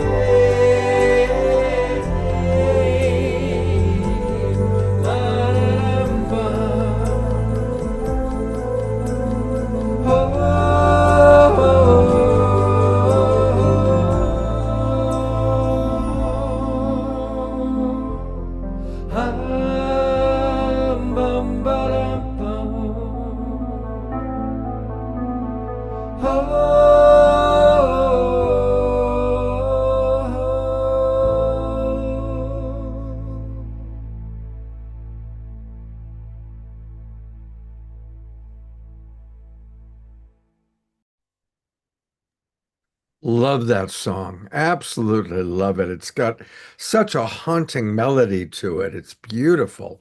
It's a phenomenal one, and it was specifically for Michael that I sang that one, and all of us, of course, and our next guest. And so, yeah, thank you. Well, thank you. And before we go to our next guest, hey, this Friday, please go to Bandcamp and buy Omushar's albums, because all the money, it's Bandcamp Friday once a month, all the money goes straight to the artist. And we so deserve to support our beloved brother here. And he's got so many wonderful, I do it that way. Search, there we go. You should be coming up. If I click it that way, there he is. There is Omushar's 6 children waiting there on Bandcamp for you to purchase. So My babies. your babies. Thank you so much, Omushar. And of course, Omushar will close this out tonight. Well, as he mentioned, we have a really special guest. And it's someone I've known for many, many years, Michael Bailey. And Michael is right upstairs. He's visiting us here in Tiburon right now. Many of you joined us. By the way, you're on camera right now, Michael. Many of you joined us when we had Sally Cox presenting about the bonobos. And we're going to do a similar event on Friday. We're going to have Michael sharing at Sunrise Center. It's a hybrid event, and people can come to the Sunrise Center and see him live, or you can come online and see him that way. And he's going to be sharing in depth about his extraordinary life. He has spent decades supporting how to make our world a better place, with his big focus being on the oceans. He's known for directing high seas expeditions. He's captured footage for National Geographic's Great Whales, ABC's American Sportsman, and Turner Broadcasting's From No Man's Land, A Porpoise Cries. He worked on the Oscar-winning documentary The Cove. He's trained with Al Gore's Climate Project, and he's recognized as one of the very few original Greenpeace campaign and expedition leaders, launching high seas expeditions to confront Soviet factory whaling fleets. He's been doing it for a long time, and welcome back to the Awakening World, Michael. Thank you. It's a pleasure to be here, Scott. Thank you, one and all. Can you see and hear me rather well, Scott? Am I good? You're great. You're great. And you're great too, Scott. Thanks, everybody. Yeah, so I'm here. Part of this effort is to have a program at the Sunrise Center here in Corte Madera, Tiburon, Sausalito, California on Friday, a gathering of various people involved with environment, ecology, spiritual aspects of that, and other things. I personally spent my life since the 1970s working to help save whales and dolphins in environment and ecology. Was one of the original members of running Greenpeace high seas expeditions to save baby seals and whales, etc. I've been on the cover of National Geographic magazine and the oil fires in Kuwait and Gulf War I, etc. Known Scott for many years, as well as many other people. A couple of our other cohorts, Lori Grace and Emerald Starr, like myself, were educated by Al Gore in the world of climate change and climate presentations on our changing ecology that's caused by excess carbon dioxide in the environment. So part of me is not just simply the practical aspects of saving nature. There's also been certain quests in life for understanding the spiritual, invisible planes of existence, right? This involves, because part of the thing with Greenpeace, we used to find the whaling ships on the high seas by throwing the I Ching, and the I Ching would guide us across the seas. I once personally did an I Ching toss that guided the Rainbow Warrior flagship 2,000 miles across the ocean to track down whaling ships, of which I kept telling the crew, don't worry, we got secret information that's come through as to what's happening, okay, relying upon the cosmic divination to help us. And I think at this point in time in our lives and at this time of the world, we need cosmic divination to help us. All of us do. We understand that we're in a very key aspect of human existence, human evolution, human transition. So I'm here to help provide some messages and do sharings with other people here in California and abroad on that topic. Can you all hear me? Am I okay? You sound great, Michael. You sound great. Perfect. And yeah, thank you for decades of work that you've done. And I think you've got some photos and videos to share with our audience. That's correct. We do. I've got one thing that's coming up sometime in the near future is we're going to be doing at the Sunrise Center a program dealing with overfishing and climate change, that sort of thing. We're also got some other programs coming up dealing with the aspects of just loving nature. That's one of the aspects of the Sunrise Center in Corte Madera near Sausalito that we continue. And Scott's been a very key anchor in with that world himself. So we do have some information we can share. I can probably do some sharing right now. As a matter of fact, let me do a screen share. Great. I think I do a screen share. Put on Zoom here. Screen share. And I've put into the chat box, everybody. Please join Michael and I Friday night at 7 p.m. Now, any of you that are in the Bay Area, like Karina or Christy, you can come to the Sunrise Center where you can see Michael live at 7. But for the rest of you, come join us online. I've put the link into the chat box. It'll be very similar to what we did a couple weeks ago with Sally and her bonobo presentation. And so please do join us. All right, take it away, Michael. Very good. I'm going to keep this quick and not bore people too much. Just some background information. And by the way, part of my fascination with whales and dolphins, not exclusively, is just the levels of ESP and cosmic experiences that happen with them. For those that have been involved with the whale and dolphin tribe, world, universe, recognizing they carry the most complex brains of any creatures on Earth, right? They much more folds, much more neurons than we carry. And we sometimes human beings think that we're the superior species just because we have opposing index fingers and thumbs and great fire and tools. But as far as brain capacity and brain evolution goes, whales and dolphins biologically are much further along the path than ours. And I've even engaged in some conversations in more recent times with members of the extraterrestrial UFO, USO, unidentified submerged objects communities on the topic of examining communications with whales and dolphins as a pathway to understanding parallel universes, perhaps even extraterrestrial or parallel dimension lives. And so that's part of the fascination with whales and dolphins. One of the reasons so many people are drawn to them is because of the magic that's there. I've been involved recently, some years ago, 2019, helping save a group of whales in Russia. These were captured by smugglers in Russia, almost 100 whales be sold for theme parks and for other things in the world, other real estate ventures in China, etc. So yeah, it was a very key expedition to run these projects to help dealing with whales and dealing with the dolphins and dealing with what's happening.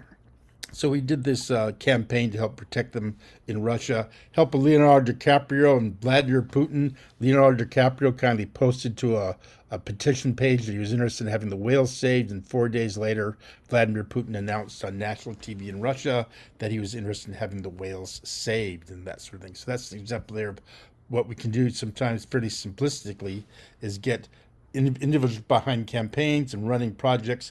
I am becoming the boots in the ground. I was running a high seas expedition with a group of Russian conservationists, and we did this small boat, 70-foot long former Polish tuna boat that I staffed and crewed. I was the only Westerner on it, and we managed to document and expose what was happening and prove that the whales were indeed going to be saved and protected, and let them know that they were being monitored. So that's a key thing for me myself to be able to work on those sorts of topics. I think it's very important. Other aspects of life that we have is we have overfishing the seas, and we're all every 2/3 of our oxygen we breathe come from plant plankton. The oceans keep us alive, right? The salinity of the ocean is like the salinity of our own blood.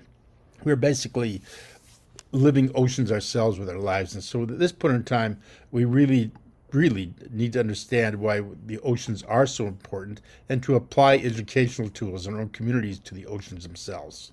And that's one of the reasons I've been involved heavily with these topics of ocean conservation and the world of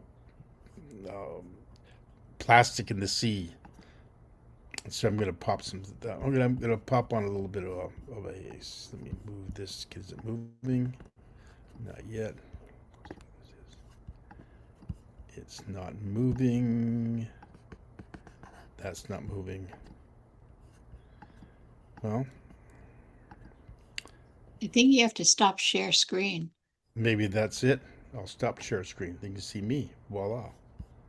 Okay. Get it back Um, on again. Take your time, Michael. I just want to, what I'm going to do is I'm going to pull up the Sunrise Center event so that people can see it.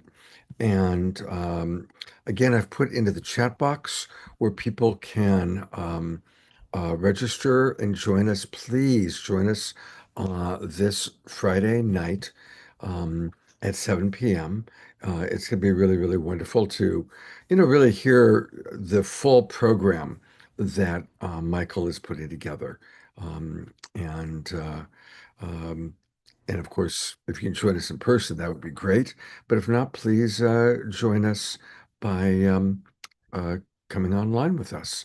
And they can all be found at Sunrise Center. I had that actually a moment ago and I lost it. There we go. How are you doing with finding what you're looking for, Michael? In one moment. Okay, so I'll go to Sunrise Center. All of you that are, especially in the Bay Area, always go to sunrisecenter.org. Obviously, both Michael and I are here at Lori's home in Tiburon, where I live, and Michael's visiting us. And if you go to events and upcoming events, the big one that's coming up is Save Our Oceans, Save Ourselves, Stories with Michael Bailey. And that's where you go if you want to join us live, for people like Christy and Karina that live in the Bay Area. And for the rest of you, please use the link that I put into the chat box where you can, for $5, that is a $5 fee, that all goes to supporting Michael and his work. And it's going to be a wonderful evening, similar to what we did with Sally Cox and the Bonobos a couple of weeks ago. And I'll turn it back over to you, Michael. Yeah. So the process of our gathering this coming Friday is to help network with people that have like-minded interests and skills in helping protect the world, to help make ourselves a more evolved species. And I think that's part of what Scott does here, of course, very well with ourselves, and try to make human evolution move further along the pathway, right? Understanding that our interaction with whales, our interaction with nature, interaction with the air and the beauty of trees is so important to our daily survival. It's something we commonly forget. I believe that this is something that we need to instill in ourselves even more. And I'm going to bring up this PowerPoint presentation, hopefully right now, and get it shown to you. We'll see how it goes.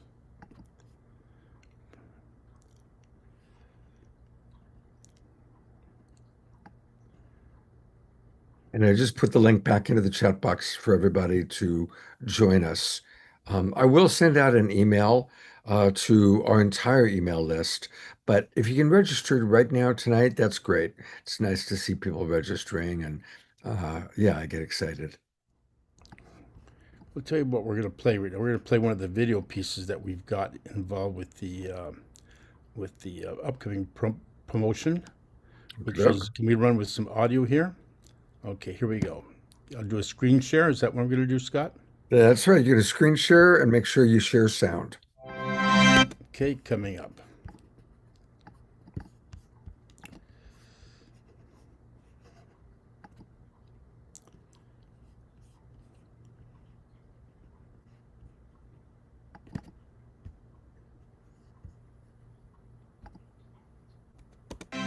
Is sound being shared? All Yes. good. A second, back it up to the top, make it a little bit larger. Life will be good, hopefully. Go to full screen. Do I? Oh, thank you. In that case, we'll just let it play.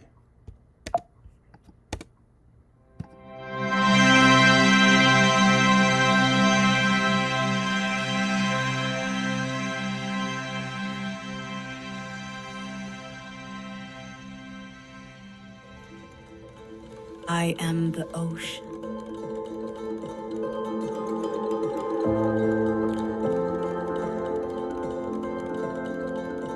I have been here long before you, stretching across the earth, holding life in my depths,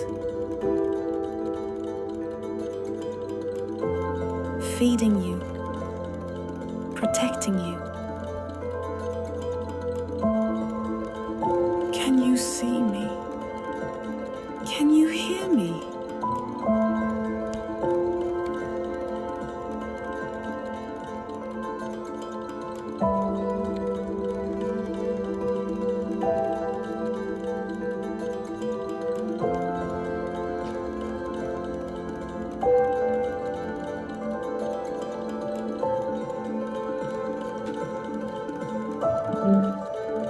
given you the bounty of life. My waters cradle the smallest plankton, the vital heartbeat of your planet. You breathe because of me, the oxygen I gift. Rising from the smallest creatures to the mighty forests of kelp that sway with life.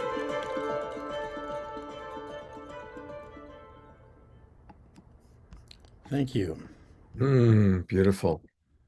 Yeah, so that's very important for us to recognize as a species, right? That our very breath of the air that we breathe, the oxygen, the life-giving essence, is all part of an ecosystem.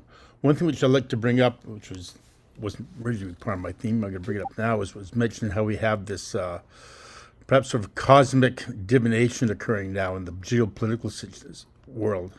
I'm confident, and I mean 100% confident, that part of what's happening, part of the craziness, the insanity that we're now seeing, is that the world is trying to bring our inner hidden selves forward.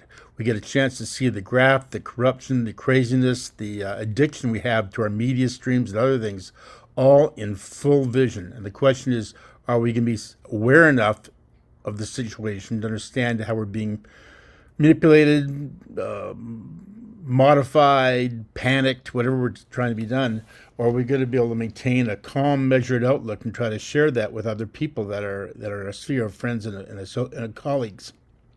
I'm personally, I'm involved with the latter aspects of this movement to help become further self-aware and become have further understand behind, even though it seems to be chaotic and perhaps challenging in the external world at this point in time, that really it's an opportunity for us to evolve. And we are, or perhaps not evolve, but it's an opportunity to evolve. And I think that's an important thing for us to understand. And other aspects of what we've got here, we've got there we go.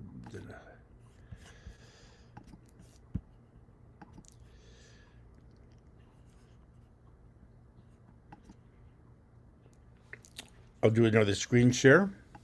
Okey-doke. Move this aside. Screen share.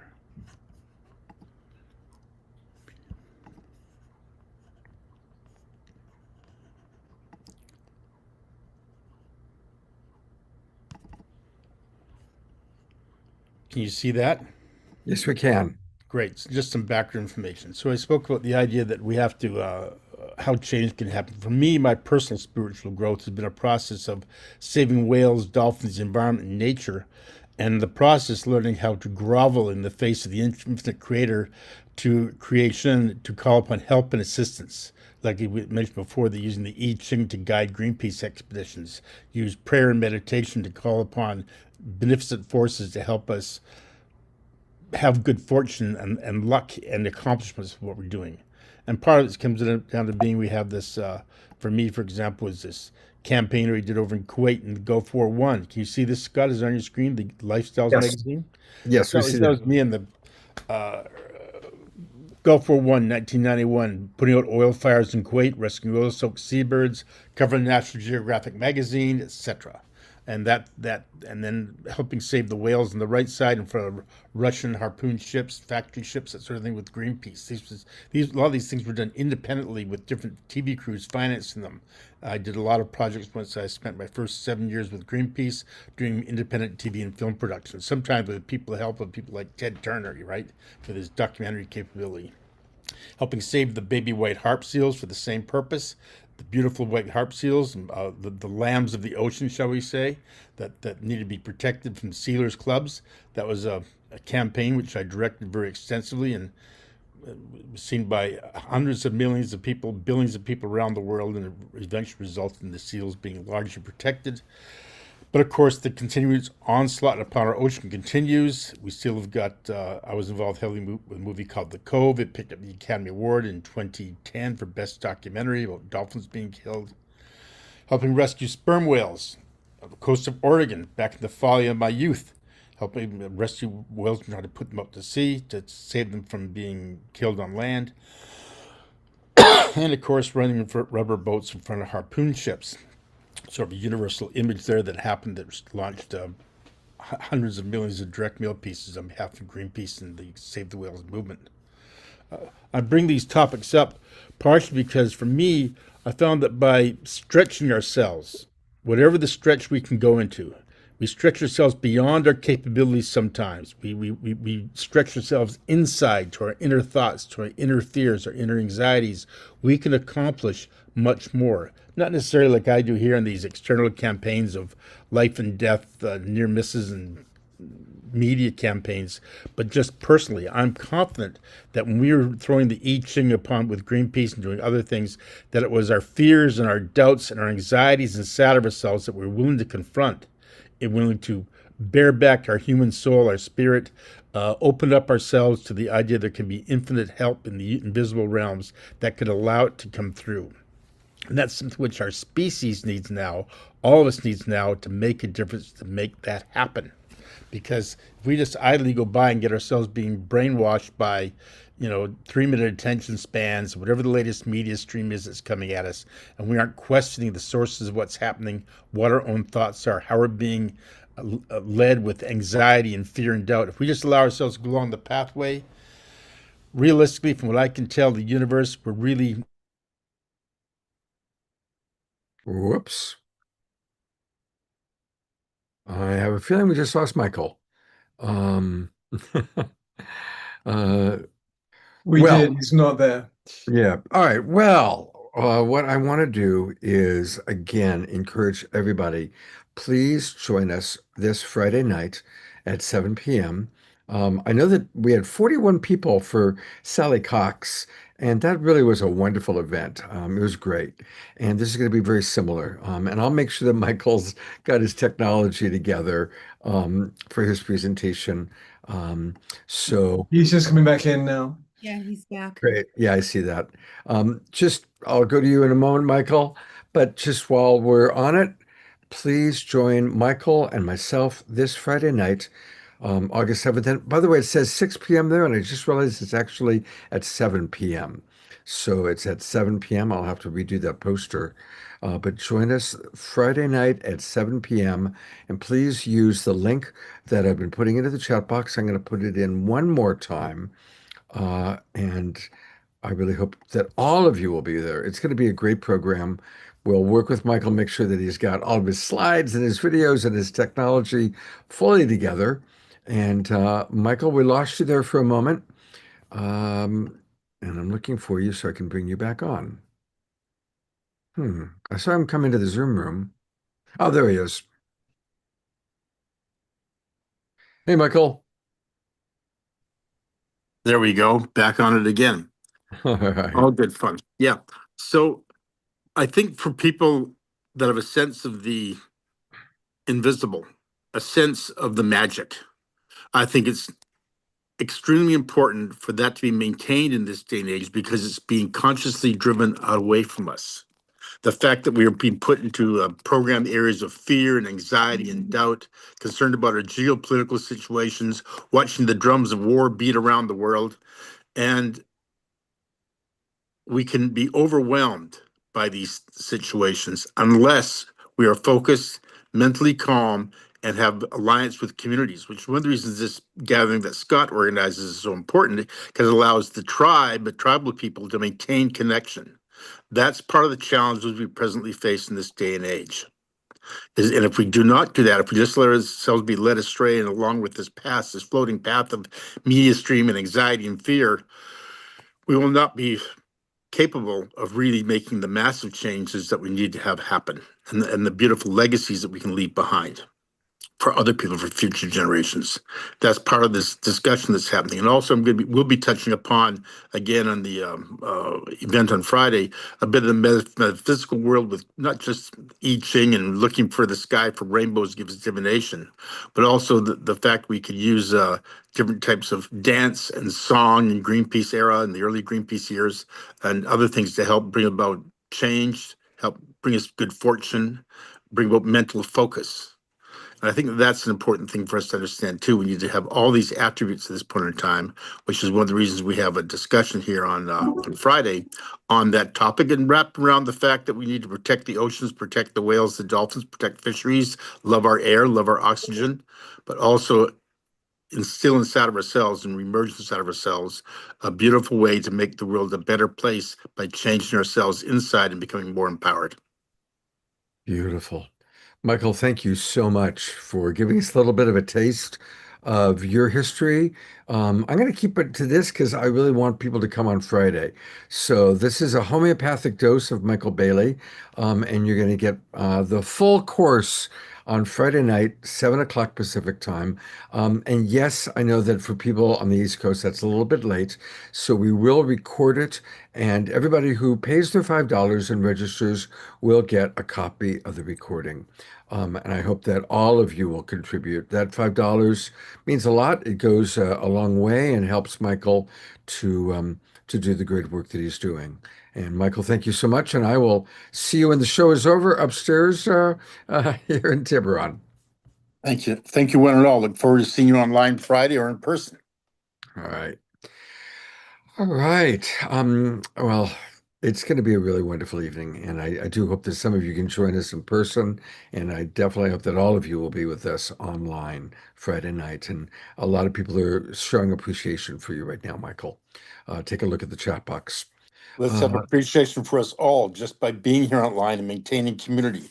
That's so important in this day and age. Absolutely. Look at all these beautiful souls, everybody contributing in their own unique ways to our awakening world. And one of the people who contributes every week at this time is our beloved Diara, who is going to lead our weekly prayer time. Thank you, Scott. And when you said all the beautiful souls, I could just feel that. And this show has been amazing. I wondered why I wore a red shirt tonight. And I found this background as we were playing in the roses, and just so touched by everything tonight. I've been taking notes since the very beginning when Abigail came on, and I'll just read through my notes and recreate and then do our prayers. So like Abigail reminded us to bless the ancestors of the land as we know them. I'm on the land of the Umpqua, as well as many other sacred tribes. And just the beauty of what she brought in for us just opened our hearts, and the mystery and the magic. And then Joa coming in with his tenderness and his strength, and reminding us about the Gnostic teachings, and knowing that all that's being activated as we're speaking of it. And then I wrote down words about practical magic and ordination, and we spoke about the sacred and the divine along with the ordinary, and Karina brought us into that. And the word mundane kept coming up for me. Mundane, meaning the ordinary. And that's what we're talking about. That's what we do, that when we bring in the divine to the mundane becomes divine, and that's when we create that magic. And thank you, Karina, for that beautiful healing experience you gave us. And then Michael just continued that with integrating the magic and the mystery, and having ordinary miracles becoming our way of life. So one of the miracles to pray for in this moment, starting with the bigger picture, is the concept of fire and water, and blessing all the waters of the ocean, the waters of the river, the waters of the lakes, the waters of the dewdrops. And as we're going to go in to bless all those affected, and in the realm of fire, we're using the waters of the earth to help quell the fires, and bringing the balance of nature back in to our beloved earth, our beloved hearts, our beloved bodies. So thanking all the waters that have been available for the fire tenders, the fire helpers, the firefighters to use to combat the excessive fire, the anger, the rage that's manifesting in the realities, using the fire, the waters of the fire water, the waters of emotions to help quell and soothe and calm. And so I'm blessing the rivers, I'm blessing the lakes, blessing all the waters, so that there may be an abundance of water to quell the fires. Yes, indeed, the heated rage in the ocean as well. And within the fires, we're blessing all those displaced, the two-leggeds, the four-leggeds, the trees, the winged ones, the creepy crawlies, blessing all those affected by the smoke from the fires. And we take this smoke and all of the elements of everything that's been burned in the fire, and we give that smoke to the heavens to be reconstituted, all those elements in the smoke to be blessed. There's so much we've forgotten to teach about how our world is integrated, and how the air comes in, and what we're breathing in is the constitution of all that's come and gone before us.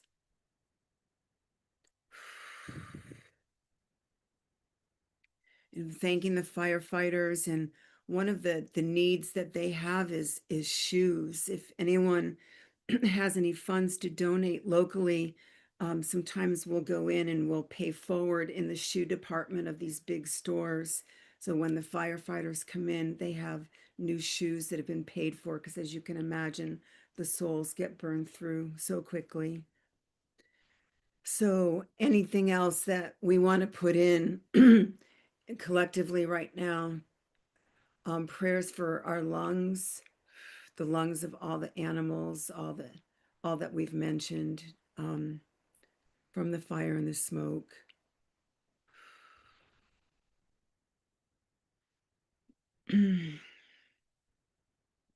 This is really big. I'm feeling a lot of energy around this before I move down the list.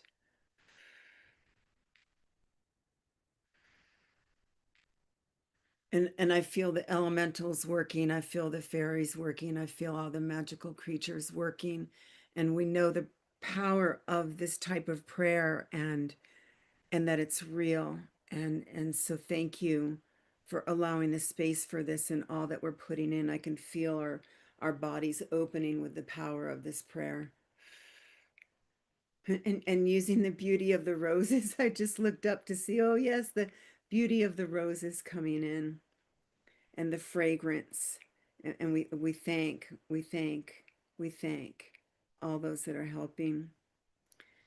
And now as we move down our list into the more specific prayers, I'm calling in all the helpers for each individual that put prayers in the chat, and all the individuals who are being mentioned by name. I'm praying first for my friend Doherty Wesley, for her peaceful passage and transition, for her courage. I'm praying for Dia's friend Deborah, who just had a breast mastectomy. And I'm praying for her body part. I'm praying for her body, that it still feels whole and complete while her recovery continues. Seeing in the chat, praying for our eyes and the body parts of all our body parts in our eyes. And in the chat, I put in, may we see that what Michael's speaking about, may we see these things without it paralyzing. May we have a tender strength to be able to manifest the goodness that's been prophesied here tonight by many of our guests. And going down our list, praying for Shoshana's friends, Nancy Bloom, Alan Tomaszewski, Don D. Mark Bickenstaff. And if you put things in the chat, I'll read them just as is. If you want it to remain anonymous, let me know that too. And thank you for allowing me to do these prayers. They're so potent and so palpable, and I am so honored. And so thank you for allowing me to be more specific in my requests, to be able to do a more powerful prayer session for us. Praying for Tim's Linda, for her health. Praying for our beloved Scotty Satori, not only for his healing, but also for his daughter Satori. I'm clearing away any interference that may have come in for her that would prevent her from traveling. I'm putting more angelic protection around her, Scotty, for you. And as I'm feeling that in my body, I'm just asking the waters of health and life to move through, to push that out. I feel like she'll have a turnaround, and to drink more water. We all need to drink more water. Susan's son, Eddie. I'm praying for interference to be removed from his field, the entities that are interfering with him, Susan. And I see fighters coming in, praying for him, helping him fight that fight of affliction. I'm seeing prayers for our government. And with our government, what I'm doing is I'm asking that this love and light come into the hearts of every being involved in the government at every level. May there be an awakening in their cells so they can remember. May the veils be lifted before their eyes to remember the truth of love and what they may have come in for to do. And we're also praying for the balance. Like Michael said, so much of what is happening is to awaken us to the realities, to have more balance and blending of the all of it. Prayers for peace on earth, prayers for all the innocents in every land that are affected by war. Praying for the innocent in every way. May this world may this world treasure innocence. May this world treasure peace.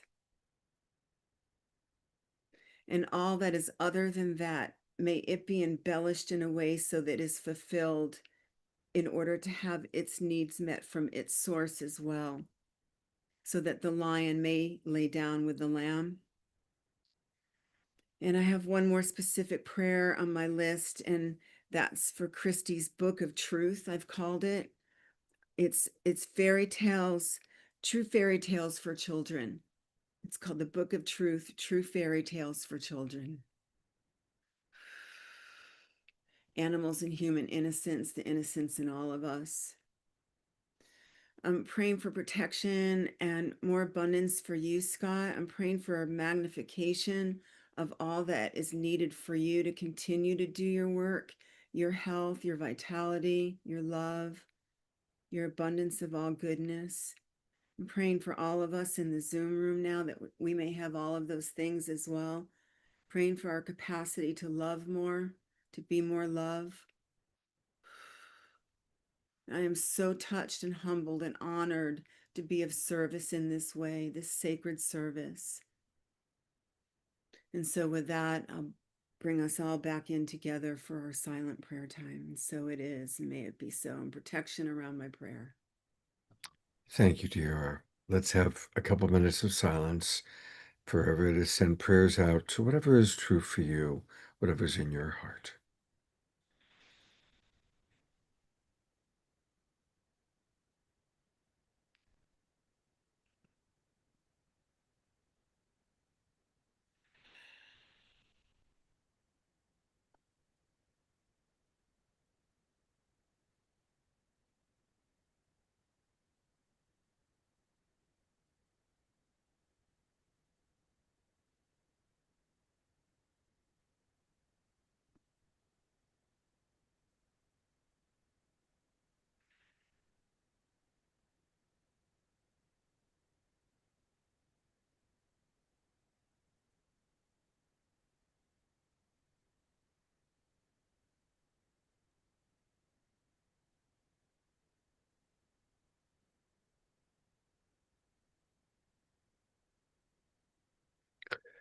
Prayers for people to forgive and seek to understand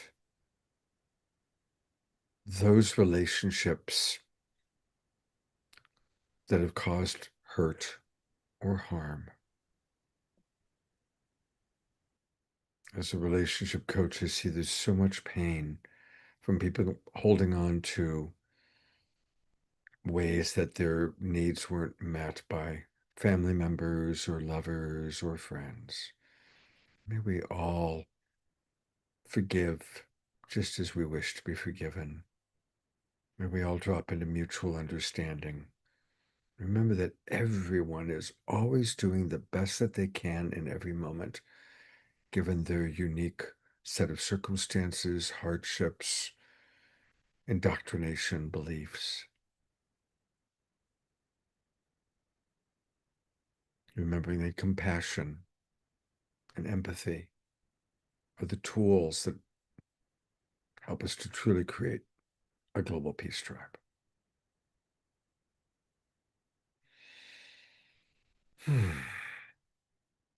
And with that, we're going to go to Omar Shar and we'll do Global Peace Tribe announcements after Omar Shar's song. Oh, okay. I'm going to have to change a couple of things, Scott.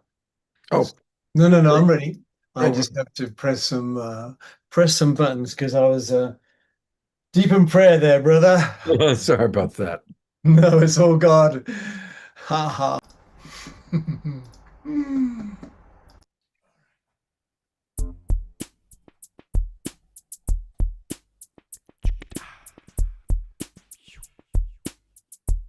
Oh, hang on. I knew this would happen. Get down. 2, 3, 4.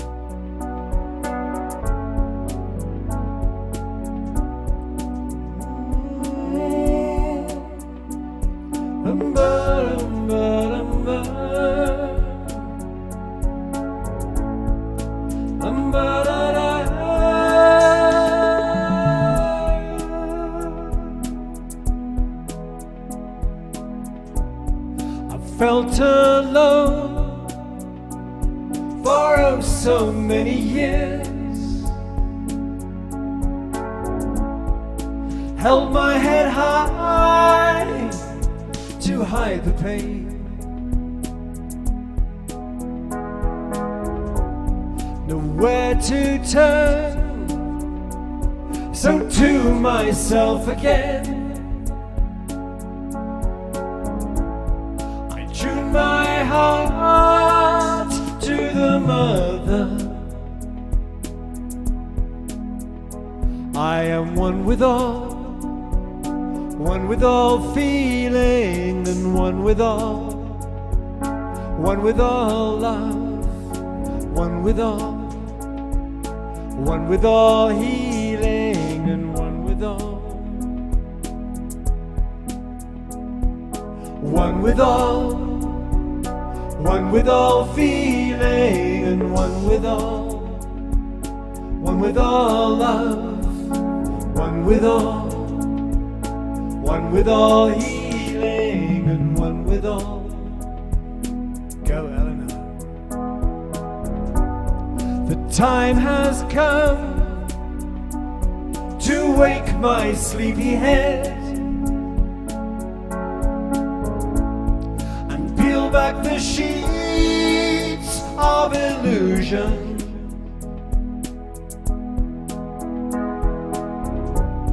The time has come to lift my voice once more and sing the songs of the new world. I am one with all feeling, and one with all love, one with all healing, and one with all. I am one with all feeling, and one with all love, one with all healing, and one with all. La la la la la la la da da da. La la la la la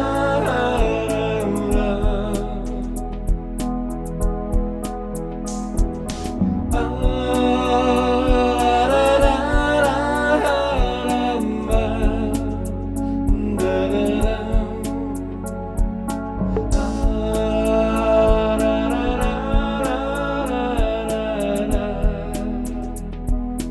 One more time. We are one with all feeling, and one with all love, one with all healing, and one with all. I am one with all feeling, and one with all love, one with all healing, and one with all. La la la la la la la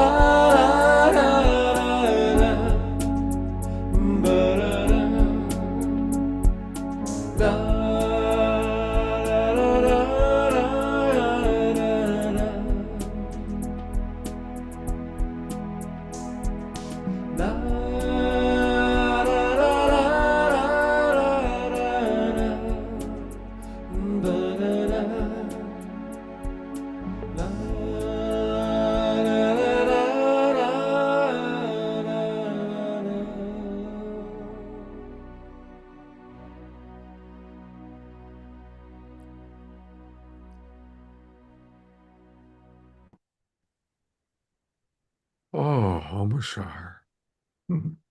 That was just exquisite. Did you sing it at a slower pace this time?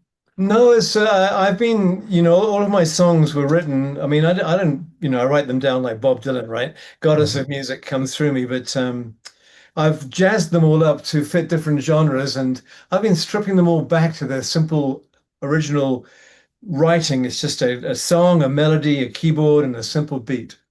And that's pretty much what I did with this. I was playing it today and I thought, that's a beautiful song. How about slowing it down, as you said, and just putting a little simple blippy beat behind it. And there, I felt it so deeply. And it was one of those ones I pulled out of the basket for tonight. So Yeah, I felt it more deeply today than ever before. And so that's why I was wondering what was different about it. But also, I think, Scott, we are deepening, and all of these songs have been written right from the heart of all creation. And people don't always listen to the songs when they're playing because it's just oh, that's nice. But as we're deepening, we're listening to each other more. And tonight the content, holy smoke, we're just going deeper, and soul mining, I call it. Beautiful, beautiful. It was gorgeous. And I would love for you to share, you've got something for our audience to know about. I do. Give me a moment. Let's see if I can actually do this without messing it up. Share screen. Files. Okay, there we go. Okay, you can see that, right? We can. There's a good-looking guy. There's a good-looking guy with a little O and a masher after that. I know that was made for me, and they said, "How would you like it changed?" And I said, "Well, perhaps make the O bigger," but it never happened. So whatever, I surrender. But this weekend, this Lionsgate weekend, starting in Australia, which is on our 7th, because their 8th is they're ahead of time. They're already in the future. There's a global peace activation wave happening all around the world, starting sometime midday on the 7th here, which is midnight on the 8th, Lionsgate in Australia. And it's an amazing thing. And John Raymer and Summer Raymer and Ben Bowler and Unity Earth and a whole bunch of people are involved in it. But you can go to, I will put it in the chat when I've got rid of this screen here. But for those watching on YouTube and Facebook, if you put in your browser gpa.intruth.io, gpa.intruth.io, that gives you the access to the stream that's happening all 24 hours, all out of the Pitch Hub in Canada. Our friend up there, Peter Young and Delan, who are putting the technology together for it.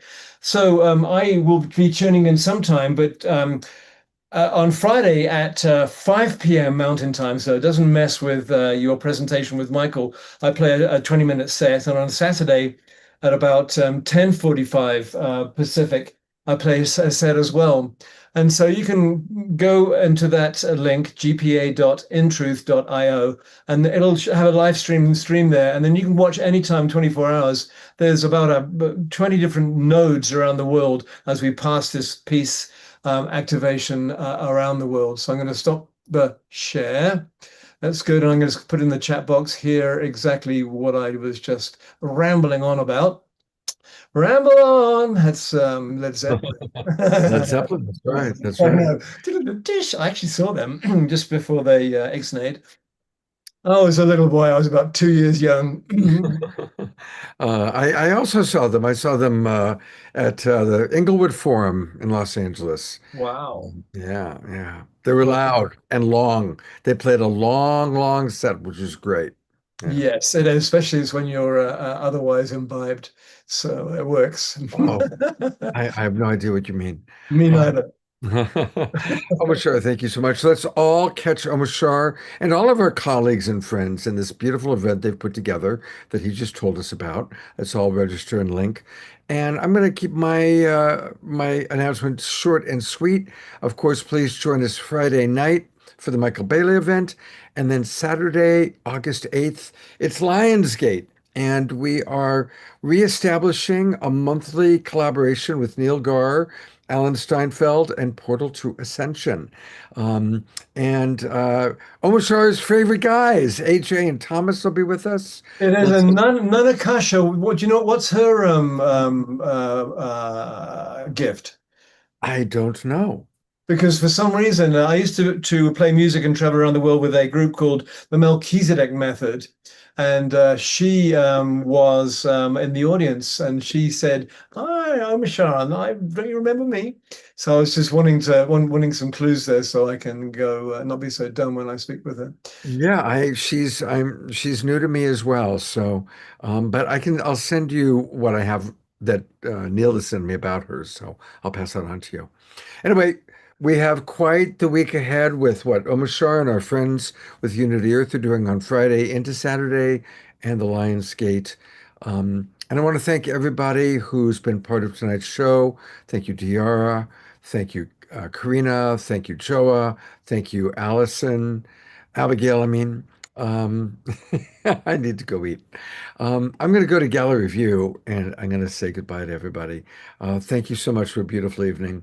Have a wonderful one. I hope to see all of you on Friday night and again on Saturday.